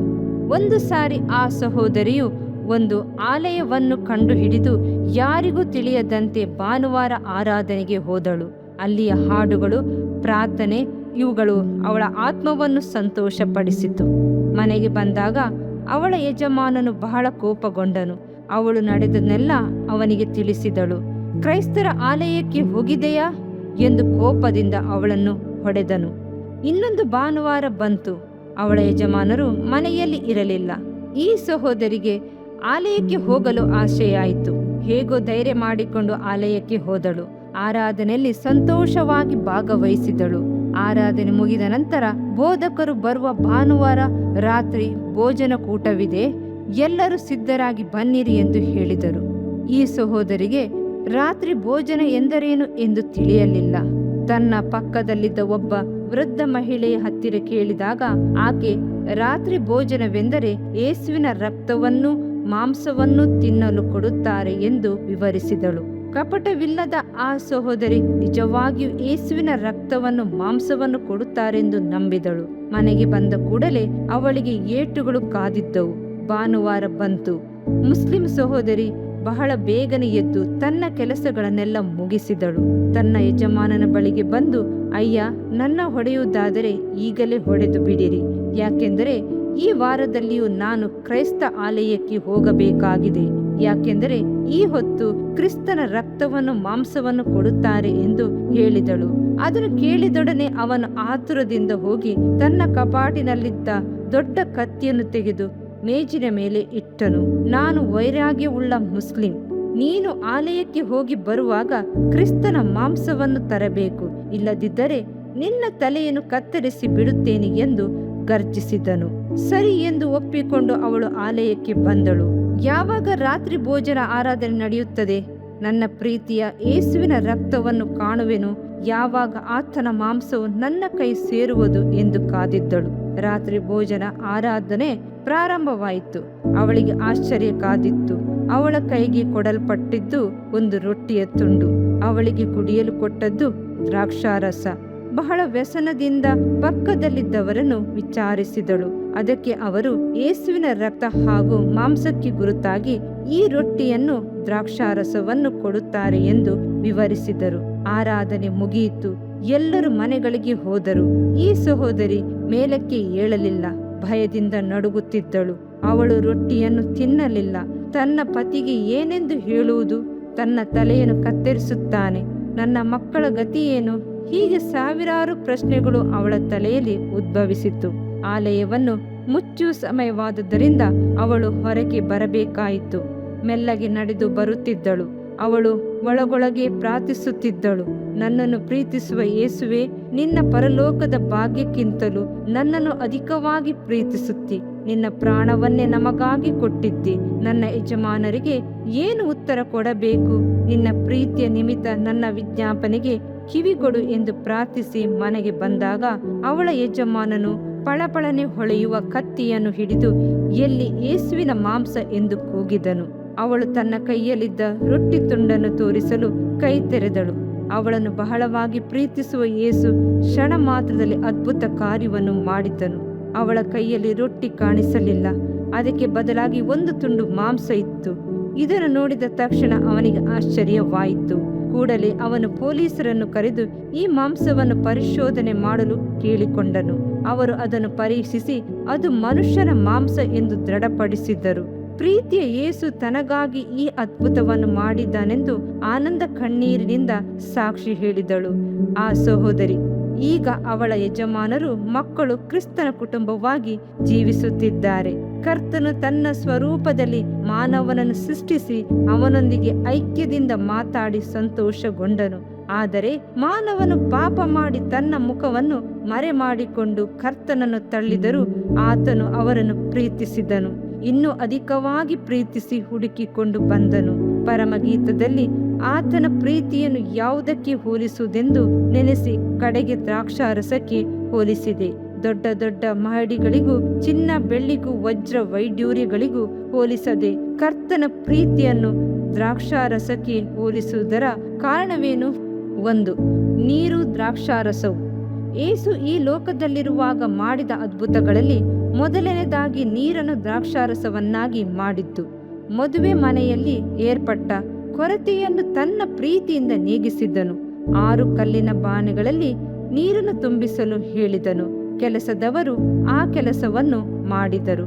ಆ ನಂತರ ಅವರು ಆ ನೀರನ್ನು ಪಾರುಪಾತ್ಯಗಾರನ ಬಳಿಗೆ ತೆಗೆದುಕೊಂಡು ಹೋದಾಗ ಅದು ದ್ರಾಕ್ಷಾರಸವಾಗಿ ಮಾರ್ಪಟ್ಟು ಹೊಂದಿತ್ತು. ಕ್ರಿಸ್ತನ ಪ್ರೀತಿಯ ಅದ್ಭುತಗಳನ್ನು ಮಾಡಿತ್ತು. ಹಾಲೆಲೂಯ್ಯ. ಒಬ್ಬ ಕಮ್ಯುನಿಸ್ಟ್ ವಿಜ್ಞಾನಿ ತಾನು ನೀರನ್ನು ದ್ರಾಕ್ಷಾರಸವನ್ನಾಗಿ ಮಾರ್ಪಡಿಸುತ್ತೇನೆಂದು ಎಲ್ಲರೂ ತನ್ನನ್ನೇ ಆರಾಧಿಸಬೇಕೆಂದು ಸಾರಿದನು. ಒಂದು ದೊಡ್ಡ ಗಾಜಿನ ಜಾಡಿಯಲ್ಲಿ ನೀರನ್ನು ತೆಗೆದುಕೊಂಡು ಅದರಲ್ಲಿ ರಾಸಾಯನಿಕ ವಸ್ತುಗಳನ್ನು ಹಾಕಿ ಕುಲುಕಿದನು. ಆಗ ಆ ವಿಜ್ಞಾನಿ ಹೀಗೆ ಹೇಳಿದನು, ಯೇಸು ಸಹ ಒಬ್ಬ ವಿಜ್ಞಾನಿ.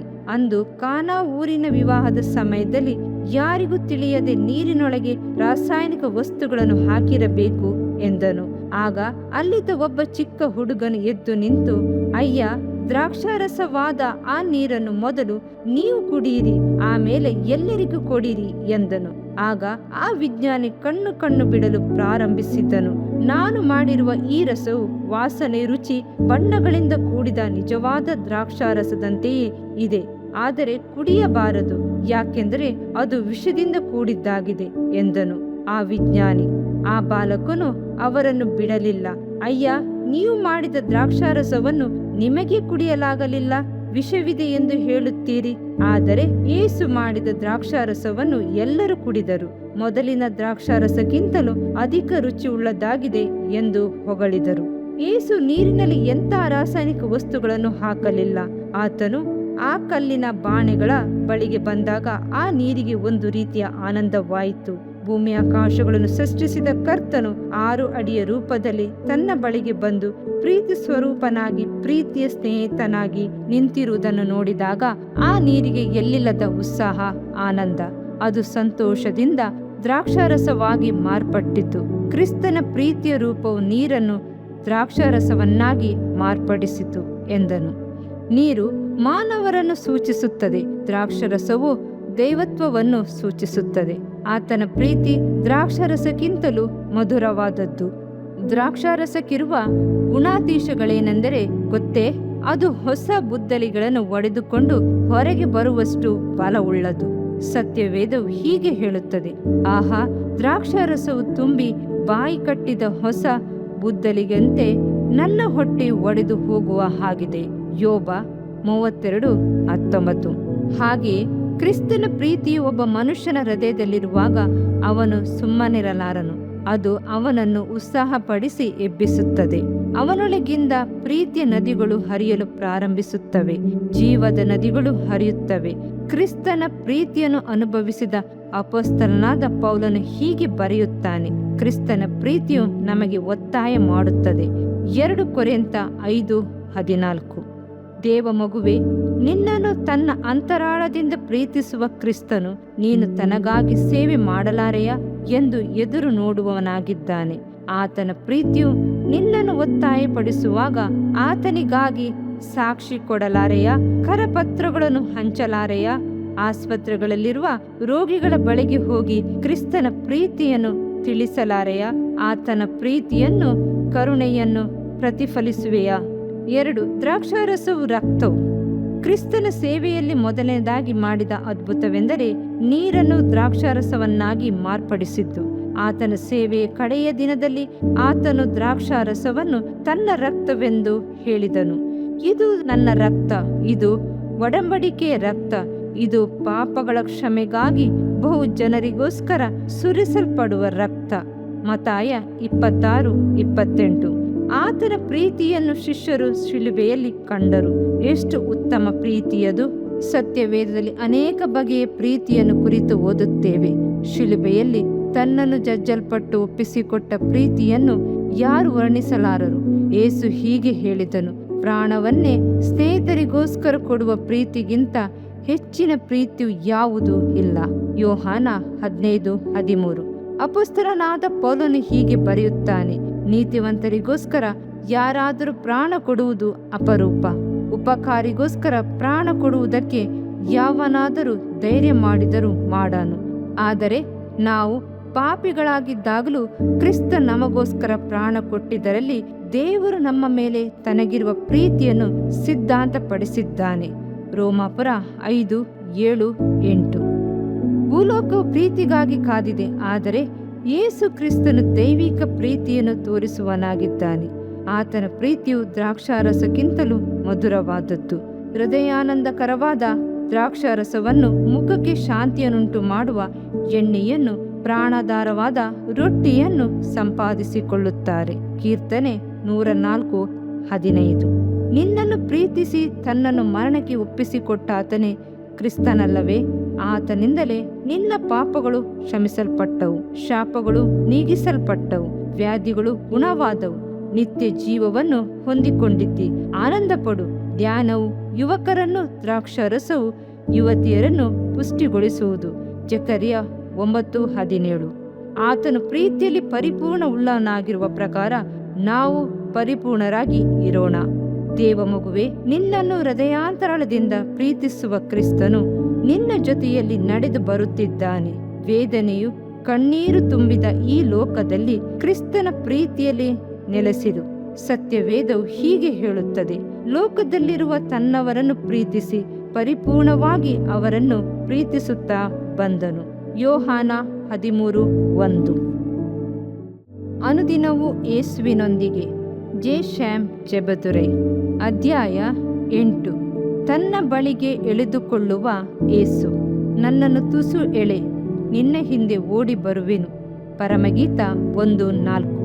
ನಾನು ನಿನ್ನನ್ನು ಪ್ರೀತಿಸುವುದು ಶಾಶ್ವತ ಪ್ರೇಮದಿಂದಲೇ, ಆದ ಕಾರಣ ನಿನ್ನನ್ನು ಮಮತೆಯಿಂದ ಸೆಳೆದುಕೊಂಡಿದ್ದೇನೆ.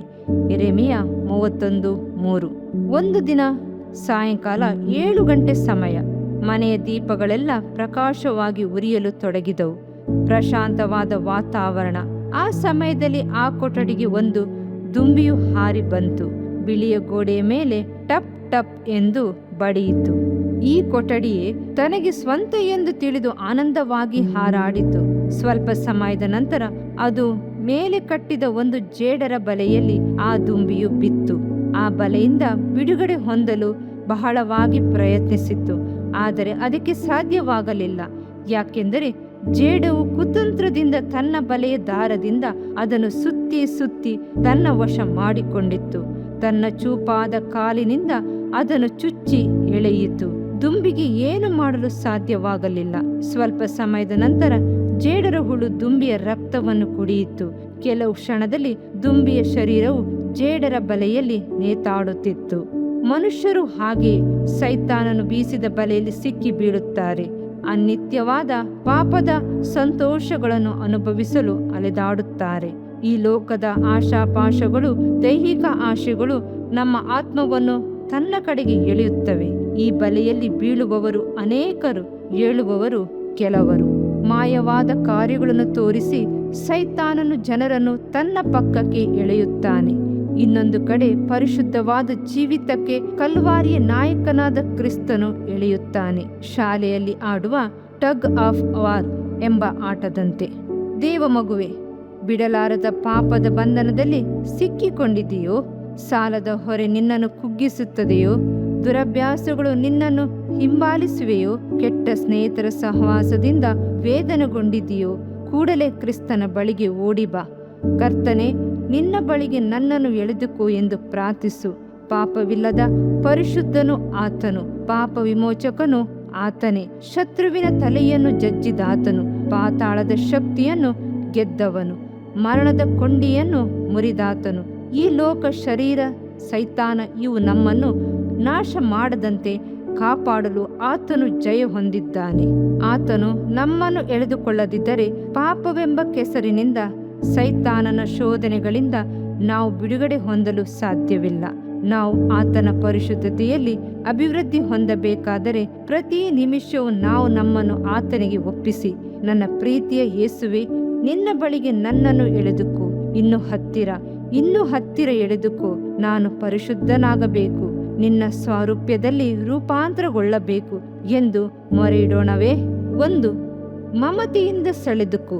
ನಾನು ನಿನ್ನನ್ನು ಪ್ರೀತಿಸುವುದು ಶಾಶ್ವತ ಪ್ರೇಮದಿಂದಲೇ, ಆದ ಕಾರಣ ನಿನ್ನನ್ನು ಮಮತೆಯಿಂದ ಸೆಳೆದುಕೊಂಡಿದ್ದೇನೆ. ಯೆರೆಮೀಯ 31:3. ಆಹಾ, ಅವರ ಸೌಖ್ಯವೆಷ್ಟು, ಅವರ ಸೌಂದರ್ಯವೆಷ್ಟು. ಜಕರ್ಯ 9:17.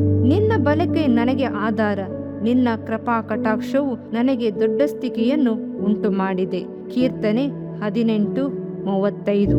ಕರ್ತನು ತನ್ನ ಕೃಪಾ ಕಟಾಕ್ಷದಿಂದ ನಮ್ಮನ್ನು ತನ್ನ ಕಡೆಗೆ ಸೆಳೆದುಕೊಳ್ಳುತ್ತಾನೆ. ನಮ್ಮ ಭಕ್ತಿಯಿಂದಲೂ ಪುಣ್ಯ ಕ್ರಿಯೆಗಳಿಂದಲೂ ಅಲ್ಲ.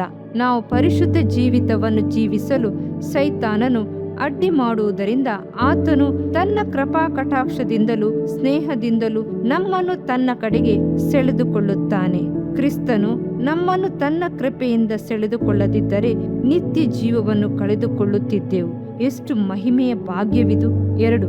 ಮಮತೆಯ ಹಗ್ಗದಿಂದ ಸೆಳೆದುಕು. ನಾನು ನನ್ನ ಜನರನ್ನು ಮಾನವರಿಗೆ ತಕ್ಕ ಮೂಗುದಾರದಿಂದ, ಅಂದರೆ ಮಮತೆಯ ಹಗ್ಗದಿಂದ ಸೆಳೆದುಕೊಂಡೆನು. ಹೋಶೇಯ 11:4. ಪ್ರೀತಿಯ ಯೇಸುವಿನ ಸುವಾರ್ತೆ, ಪ್ರೀತಿಯ ಸುವಾರ್ತೆಯ ಜೊತೆಗೆ ಜನರಲ್ಲಿ ಪ್ರೀತಿ ತೋರಿಸಿದ ದೇವಕುಮಾರನೇ ಯೇಸು ನಮ್ಮನ್ನು ತನ್ನ ಮಮತೆಯ ಹಗ್ಗದಿಂದ ಸೆಳೆದುಕೊಳ್ಳಲೆಂದೇ ತಾನು ಹಗ್ಗದಿಂದ ಕಟ್ಟಲ್ಪಟ್ಟವನಾಗಿ ಪಿಲಾತನ ಮುಂದೆ ನಿಂತನು.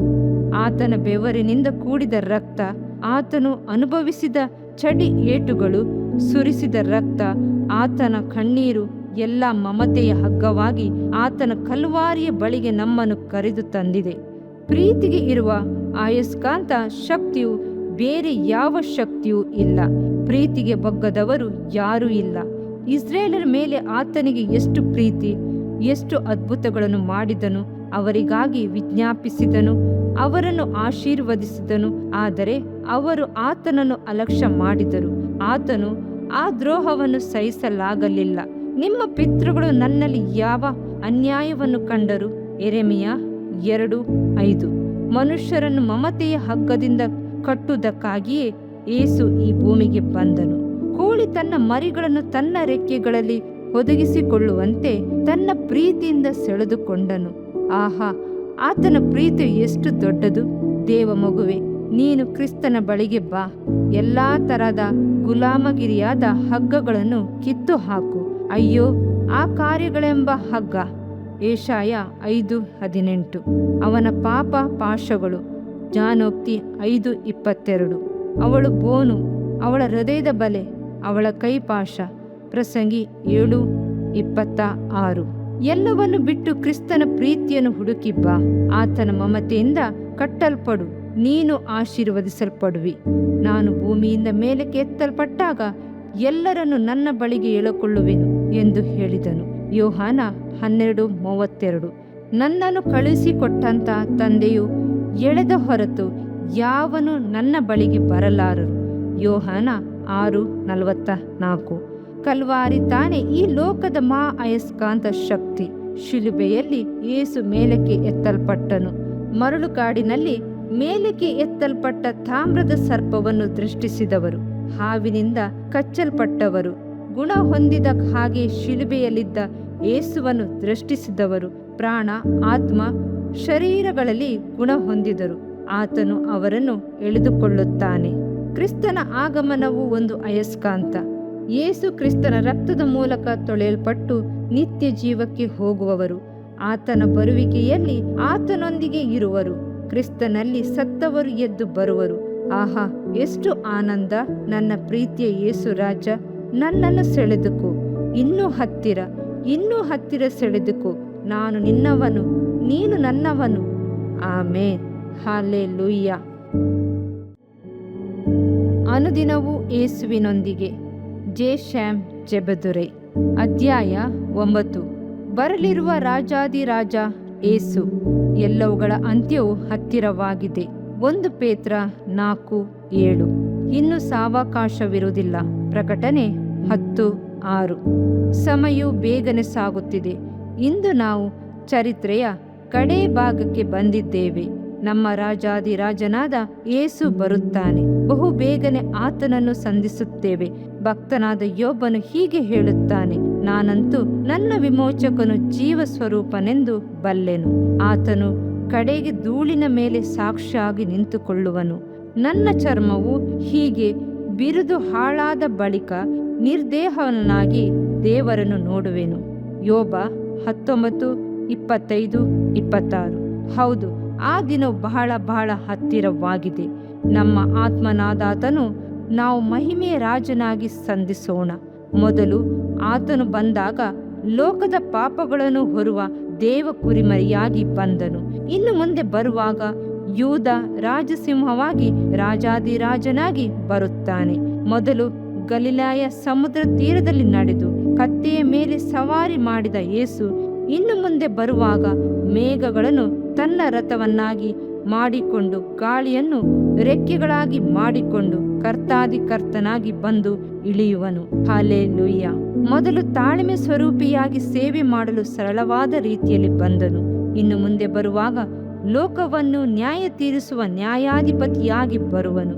ಮೊದಲು ತನ್ನ ಜೀವವನ್ನು ಕೊಡುವ ಪಾಪ ಪರಿಹಾರದ ಬಲಿಯಾಗಿ ರಕ್ಷಕನಾಗಿ ಕೃಪೆ ಉಳ್ಳವನಾಗಿ ಬಂದನು. ಇನ್ನು ಮುಂದೆ ಆತನು ರಾಜಾದಿರಾಜನಾಗಿ ಕರ್ತಾದಿ ಕರ್ತನಾಗಿ ಬರುವನು. ಮೊದಲು ಆತನು ಬಂದಾಗ ಮುಳ್ಳಿನ ಕಿರೀಟವನ್ನು ಆತನಿಗೆ ಇಟ್ಟು ಕೋಲಿನಿಂದ ಹೊಡೆದರು. ಆದರೆ ಇನ್ನು ಮೇಲೆ ಆತನು ಬರುವಾಗ ರಾಜವಂಶದ ಮಹಿಮೆಯ ಕಿರೀಟವನ್ನು ಧರಿಸಿ ಎಲ್ಲ ದೇಶಗಳ ಜನರನ್ನು ಆಳಲು ಕಬ್ಬಿಣದ ಕೋಲನ್ನು ಹಿಡಿದು ಬರುವನು. ದೇವ ಮಗುವೆ, ನಿನ್ನ ದೇವರನ್ನು ಸಂಧಿಸಲು ಸಿದ್ಧವಾಗಿರು. ಆತನು ಪರಿಶುದ್ಧನಾಗಿರುವಂತೆ ನಿನ್ನ ಪ್ರಾಣಾತ್ಮ ಶರೀರಗಳನ್ನು ಪರಿಶುದ್ಧಗೊಳಿಸು. ಪರಿಶುದ್ಧಾತ್ಮನಿಂದ ಯಾವಾಗಲೂ ತುಂಬಿರು. ನಿನ್ನ ಸಾಕ್ಷಿಯ ಜೀವಿತವನ್ನು ಕಾಪಾಡಿಕೊ. ಸುಕ್ಕು ಕಳಂಕಗಳಿಲ್ಲದ ಪರಿಶುದ್ಧ ಕನ್ನಿಕೆಯಂತೆ ಕ್ರಿಸ್ತನ ಸನ್ನಿಧಾನದಲ್ಲಿ ನಿಲ್ಲುವಂತೆ ದೃಢವಾದ ನಿಶ್ಚರ್ಯವನ್ನು ಮಾಡಿಕೊ. ದೇವ ಮಗುವೆ, ಖಾಲಿಯಾಗಿ ಅಲ್ಲ, ಸಾವಿರಾರು ಆತ್ಮಗಳೊಂದಿಗೆ ನೀನು ನಿನ್ನ ದೇವರನ್ನು ಸಂಧಿಸಬೇಕಲ್ಲವೇ? ಕಲ್ವಾರಿ ಪ್ರೀತಿಯ ದೆಸೆಯಿಂದ ಸೇವೆ ಮಾಡು. ಈ ಭೂಲೋಕದ ಹಾದಿಯಲ್ಲಿ ನಾವು ಒಂದೇ ಸಾರಿ ದಾಟಿ ಹೋಗುತ್ತೇವೆ. ಕರ್ತನಿಗಾಗಿ ಎಷ್ಟು ಸೇವೆ ಮಾಡಲು ಸಾಧ್ಯವೋ ಅಷ್ಟು ಆತ್ಮಗಳನ್ನು ಗೆಲ್ಲಬಹುದು. ಅಷ್ಟನ್ನು ಮಾಡಿ ಮುಗಿಸು. ಇದು ಶುಭವಾರ್ತೆಯ ದಿವಸವಾಗಿದೆ. ನಾವು ಇದನ್ನು ಪ್ರಕಟಿಸದಿರುವುದು ಒಳ್ಳೆಯದಲ್ಲ. 2 ಅರಸು 7:9. ಈ ಕೊನೆಯ ಗಳಿಗೆಯಲ್ಲಿ ಬರಲಿರುವ ಯೇಸು ಕ್ರಿಸ್ತನ ನಮಗೆ ಕೊಡುವ ಸಂದೇಶವೇನು? ಅನ್ಯಾಯ ಮಾಡುವವನು ಇನ್ನು ಅನ್ಯಾಯ ಮಾಡಲಿ, ಮೈಲಿಗೆಯಾದವನು ತನ್ನನ್ನು ಇನ್ನು ಮೈಲಿಗೆ ಮಾಡಿಕೊಳ್ಳಲಿ, ನೀತಿವಂತನು ಇನ್ನು ನೀತಿಯನ್ನು ಅನುಸರಿಸಲಿ, ಪವಿತ್ರನು ಇನ್ನು ಪವಿತ್ರ ಮಾಡಿಕೊಳ್ಳಲಿ. ಇಗೋ, ಬೇಗ ಬರುತ್ತೇನೆ. ನಾನು ಪ್ರತಿಯೊಬ್ಬನಿಗೆ ಅವನವನ ನಡತೆಯ ಪ್ರಕಾರ ಕೊಡತಕ್ಕ ಪ್ರತಿಫಲವು ನನ್ನ ಕೈಯಲ್ಲಿ ಅದೇ. ಪ್ರಕಟಣೆ 22:11-12. ಇದೇ ಆತನ ಸಂದೇಶ. ಹಾಗೆಯೇ ಆಗಲಿ. ಕರ್ತನಾದ ಯೇಸುವೇ ಬಾ. ಪ್ರಕಟಣೆ 22:20. ಎನ್ನಿಯನೇ ತ್ವರೆಪಡು. ಪರಮಗೀತ 8:14. ಇದರಿಂದ ನಿನ್ನ ದೇಹಕ್ಕೆ ಆರೋಗ್ಯವು, ಎಲುಬುಗಳಿಗೆ ಸಾರವು ಉಂಟಾಗುವವು. ಜ್ಞಾನೋಕ್ತಿಗಳು 3ನೇ ಅಧ್ಯಾಯ 8ನೇ ವಾಕ್ಯ. ಪ್ರಿಯ ವೀಕ್ಷಕರೇ ಮತ್ತು ಕರ್ತನಲ್ಲಿ ಸಹೋದರ ಸಹೋದರಿಯರೇ, ನೀವು ನಮ್ಮ ಈ ಕಾರ್ಯಕ್ರಮವನ್ನ ವೀಕ್ಷಿಸಿದ್ದಕ್ಕಾಗಿ ದೇವರ ನಾಮದಲ್ಲಿ ನಿಮಗೆ ವಂದನೆಗಳು. ದೇವರ ವಾಕ್ಯವು ನಮ್ಮ ಎಲುಬಿಗೆ ಬಲವು, ಸಾರವೂ ಆಗಿದೆ ಎಂದು ಸತ್ಯವೇದವು ಹೇಳುವಂತೆ ಈ ಕಾರ್ಯಕ್ರಮವು ನಿಮಗೆ ಆಶೀರ್ವಾದಕರವಾಗಿದೆ ಎಂದು ನಂಬುತ್ತೇವೆ. ಪ್ರಿಯ ವೀಕ್ಷಕರೇ, ನಮ್ಮ ಈ ಸೇವೆಗಾಗಿ ಪ್ರಾರ್ಥಿಸಿರಿ ಮತ್ತು ಎಲ್ಲಾ ಕಾರ್ಯಕ್ರಮಗಳನ್ನ ಇತರರೊಂದಿಗೆ ಶೇರ್ ಮಾಡಿರಿ. ಅದೇ ರೀತಿಯಾಗಿ ನಮ್ಮ ಈ ಯೂಟ್ಯೂಬ್ ಚಾನೆಲ್ ಅನ್ನು ಸಬ್ಸ್ಕ್ರೈಬ್ ಮಾಡಿರಿ ಹಾಗೂ ಲೈಕ್ ಮಾಡಿ. ನಿಮ್ಮ ಅನಿಸಿಕೆಗಳನ್ನು ಕಮೆಂಟ್ ಬಾಕ್ಸ್ನಲ್ಲಿ ನಮಗೆ ತಿಳಿಯಪಡಿಸಿ. ನಮ್ಮ ಸಂಖ್ಯೆ 7022104605. ಈ ಸಂಖ್ಯೆಗೆ ಕರೆ ಮಾಡಿರಿ. ಒಬ್ಬ ಪಾಪಿಯ ಪ್ರಾರ್ಥನೆ. ಯೇಸುವನ್ನು ರಕ್ಷಕನಾಗಿ ಅಂಗೀಕರಿಸಲು ಮಾಡಬೇಕಾದ ಪ್ರಾರ್ಥನೆ. ಪ್ರಿಯ ಪರಲೋಕದ ತಂದೆಯೇ, ಯೇಸುವಿನ ಹೆಸರಿನಲ್ಲಿ ನಾನು ನಿನ್ನ ಬಳಿಗೆ ಬಂದಿದ್ದೇನೆ. ನನ್ನ ಬಳಿಗೆ ಬರುವವರನ್ನು ನಾನು ತಳ್ಳಿಬಿಡುವುದೇ ಇಲ್ಲ. ಯೋಹಾನ 6:37 ಎಂದು ನಿನ್ನ ವಾಕ್ಯ ಹೇಳುತ್ತದಲ್ಲ. ಆದ್ದರಿಂದ ನೀನು ನನ್ನನ್ನು ತಳ್ಳಿಬಿಡದೆ ನನ್ನನ್ನು ಸೇರಿಸಿಕೊಳ್ಳುವಿ ಎಂದು ನನಗೆ ಗೊತ್ತಿದೆ. ಆದ್ದರಿಂದ ನಾನು ನಿನಗೆ ಸ್ತೋತ್ರ ಮಾಡುತ್ತೇನೆ. ನೀನು ನಿನ್ನ ವಾಕ್ಯದಲ್ಲಿ ನೀನು ಯೇಸುವನ್ನೇ ಕರ್ತನೆಂದು ಬಾಯಿಂದ ಅರಿಕೆ ಮಾಡಿಕೊಂಡು ದೇವರು ಆತನನ್ನು ಸತ್ತವರೊಳಗಿಂದ ಎಬ್ಬಿಸಿದನೆಂದು ಹೃದಯದಿಂದ ನಂಬಿದರೆ ನಿನಗೆ ರಕ್ಷಣೆಯಾಗುವುದು ಎಂತಲೂ, ಕರ್ತನ ನಾಮವನ್ನ ಹೇಳಿಕೊಳ್ಳುವವರೆಲ್ಲರಿಗೆ ರಕ್ಷಣೆಯಾಗುವುದೆಂತಲೂ ಬರೆದಿದೆ. ರೋಮ 10:9-13ನೇ ವಾಕ್ಯ. ಯೇಸು ಕ್ರಿಸ್ತನು ದೇವಕುಮಾರನೆಂದು ನನ್ನ ಹೃದಯದಲ್ಲಿ ನಂಬುತ್ತೇನೆ. ನನ್ನನ್ನು ನೀತಿವಂತನನ್ನಾಗಿ ಮಾಡುವುದಕ್ಕಾಗಿ ಆತನು ಸತ್ತವರೊಳಗಿಂದ ಎಬ್ಬಿಸಲ್ಪಟ್ಟನು ಎಂದು ನಂಬುತ್ತೇನೆ. ನಾನು ಆತನ ನಾಮವನ್ನ ಹೇಳಿಕೊಳ್ಳುತ್ತೇನೆ. ಯೇಸುವೇ, ನೀನೇ ಕರ್ತನು. ತಂದೆಯೇ, ನೀನು ನನ್ನನ್ನು ರಕ್ಷಿಸಿದಿ ಎಂದು ನಾನು ನಂಬುತ್ತೇನೆ.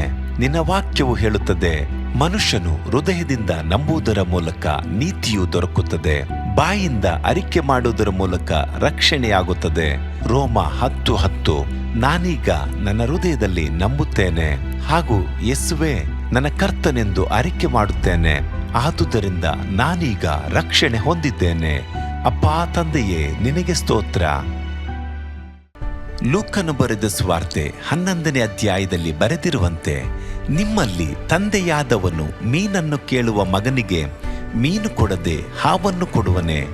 ಅಥವಾ ತತ್ತಿಯನ್ನು ಕೇಳಿದರೆ ಚೇಳನ್ನು ಕೊಡುವನೆ? ಹಾಗಾದರೆ ಕೆಟ್ಟವರಾದ ನೀವು ನಿಮ್ಮ ಮಕ್ಕಳಿಗೆ ಒಳ್ಳೆ ಪದಾರ್ಥಗಳನ್ನ ಕೊಡಬಲ್ಲವರಾದರೆ ಪರಲೋಕದಲ್ಲಿರುವ ನಿಮ್ಮ ತಂದೆಯು ತನ್ನನ್ನು ಬೇಡಿಕೊಳ್ಳುವವರಿಗೆ ಎಷ್ಟೋ ಹೆಚ್ಚಾಗಿ ಪವಿತ್ರಾತ್ಮ ವರವನ್ನ ಕೊಡುವವನಲ್ಲವೇ ಅಂದನು. ತಂದೆಯೇ, ನೀನು ಕೇಳಿಕೊಳ್ಳುವವರಿಗೆ ಪವಿತ್ರಾತ್ಮನ ವರವನ್ನು ಹೇರಳವಾಗಿ ಕೊಡುವಾತನಾಗಿದ್ದಿ. ಆದ್ದರಿಂದ ನನ್ನ ಮೇಲೆಯೂ ನಿನ್ನ ಆತ್ಮನನ್ನು ಸುರಿಸಬೇಕಾಗಿ ಬೇಡಿಕೊಳ್ಳುತ್ತೇನೆ. ಕೀರ್ತನೆ 81:10 ಬರೆದಿದೆ, ಅಗಲವಾಗಿ ಬಾಯಿದೆರೆಯಿರಿ, ಅದನ್ನು ತುಂಬಿಸುವೆನು. ಕರ್ತನೇ, ನನ್ನನ್ನು ಪವಿತ್ರಾತ್ಮನಿಂದ ತುಂಬಿದಂತ ನೀನು ನನ್ನನ್ನು ಅನ್ಯ ಭಾಷೆಯ ವರದಿಂದಲೂ ತುಂಬುವವನಾಗಿದ್ದಿ ಎಂದು ನಂಬುತ್ತೇನೆ. ಅದರಂತೆ ನಾನು ನನ್ನ ಬಾಯಿಯನ್ನು ತೆರೆದು ನಿನ್ನ ಸ್ತೋತ್ರ ಮಾಡುವಾಗ ಅನ್ಯ ಭಾಷೆಯ ಅಭಿಷೇಕದಿಂದ ನನ್ನನ್ನು ತುಂಬುವವನಾಗಿದ್ದಿ ಎಂದು ನಂಬುತ್ತೇನೆ. ಈಗ ನೀವು ನಿಮ್ಮ ಬಾಯಿಯನ್ನು ತೆರೆದು ಮಾತನಾಡುವಾಗ ಪವಿತ್ರಾತ್ಮನು ನಿಮ್ಮ ಬಾಯಿಯನ್ನು ತನ್ನ ಭಾಷೆಯಿಂದ ತುಂಬುವವನಾಗಿದ್ದಾನೆ. ಇದು ದೇವರ ಭಾಷೆಯಾಗಿದೆ. ಈ ಅಭಿಷೇಕವನ್ನ ಹೊಂದಿಕೊಳ್ಳಲು ನೀವು ನಿಮ್ಮ ಸ್ವರವನ್ನ ಉಪಯೋಗಿಸಬೇಕು. ಅದರಿಂದ ನೀವು ನಿಮ್ಮ ಬಾಯಿಯನ್ನು ತೆರೆದು ದೇವರಿಗೆ ಸ್ತೋತ್ರ ಮಾಡುವಾಗ ದೇವರು ನಿಮ್ಮನ್ನು ಅನ್ಯ ಭಾಷೆಯ ವರದಿಂದ ತುಂಬುವವನಾಗಿದ್ದಾನೆ. ಪ್ರಿಯರೇ, ಈಗ ನೀವು ಪವಿತ್ರಾತ್ಮನಿಂದ ತುಂಬಲ್ಪಟ್ಟ ಆತನ ಪ್ರಿಯ ಮಕ್ಕಳಾಗಿದ್ದೀರಿ. ದೇವರ ನಾಮಕ್ಕೆ ಸ್ತೋತ್ರವಾಗಲಿ.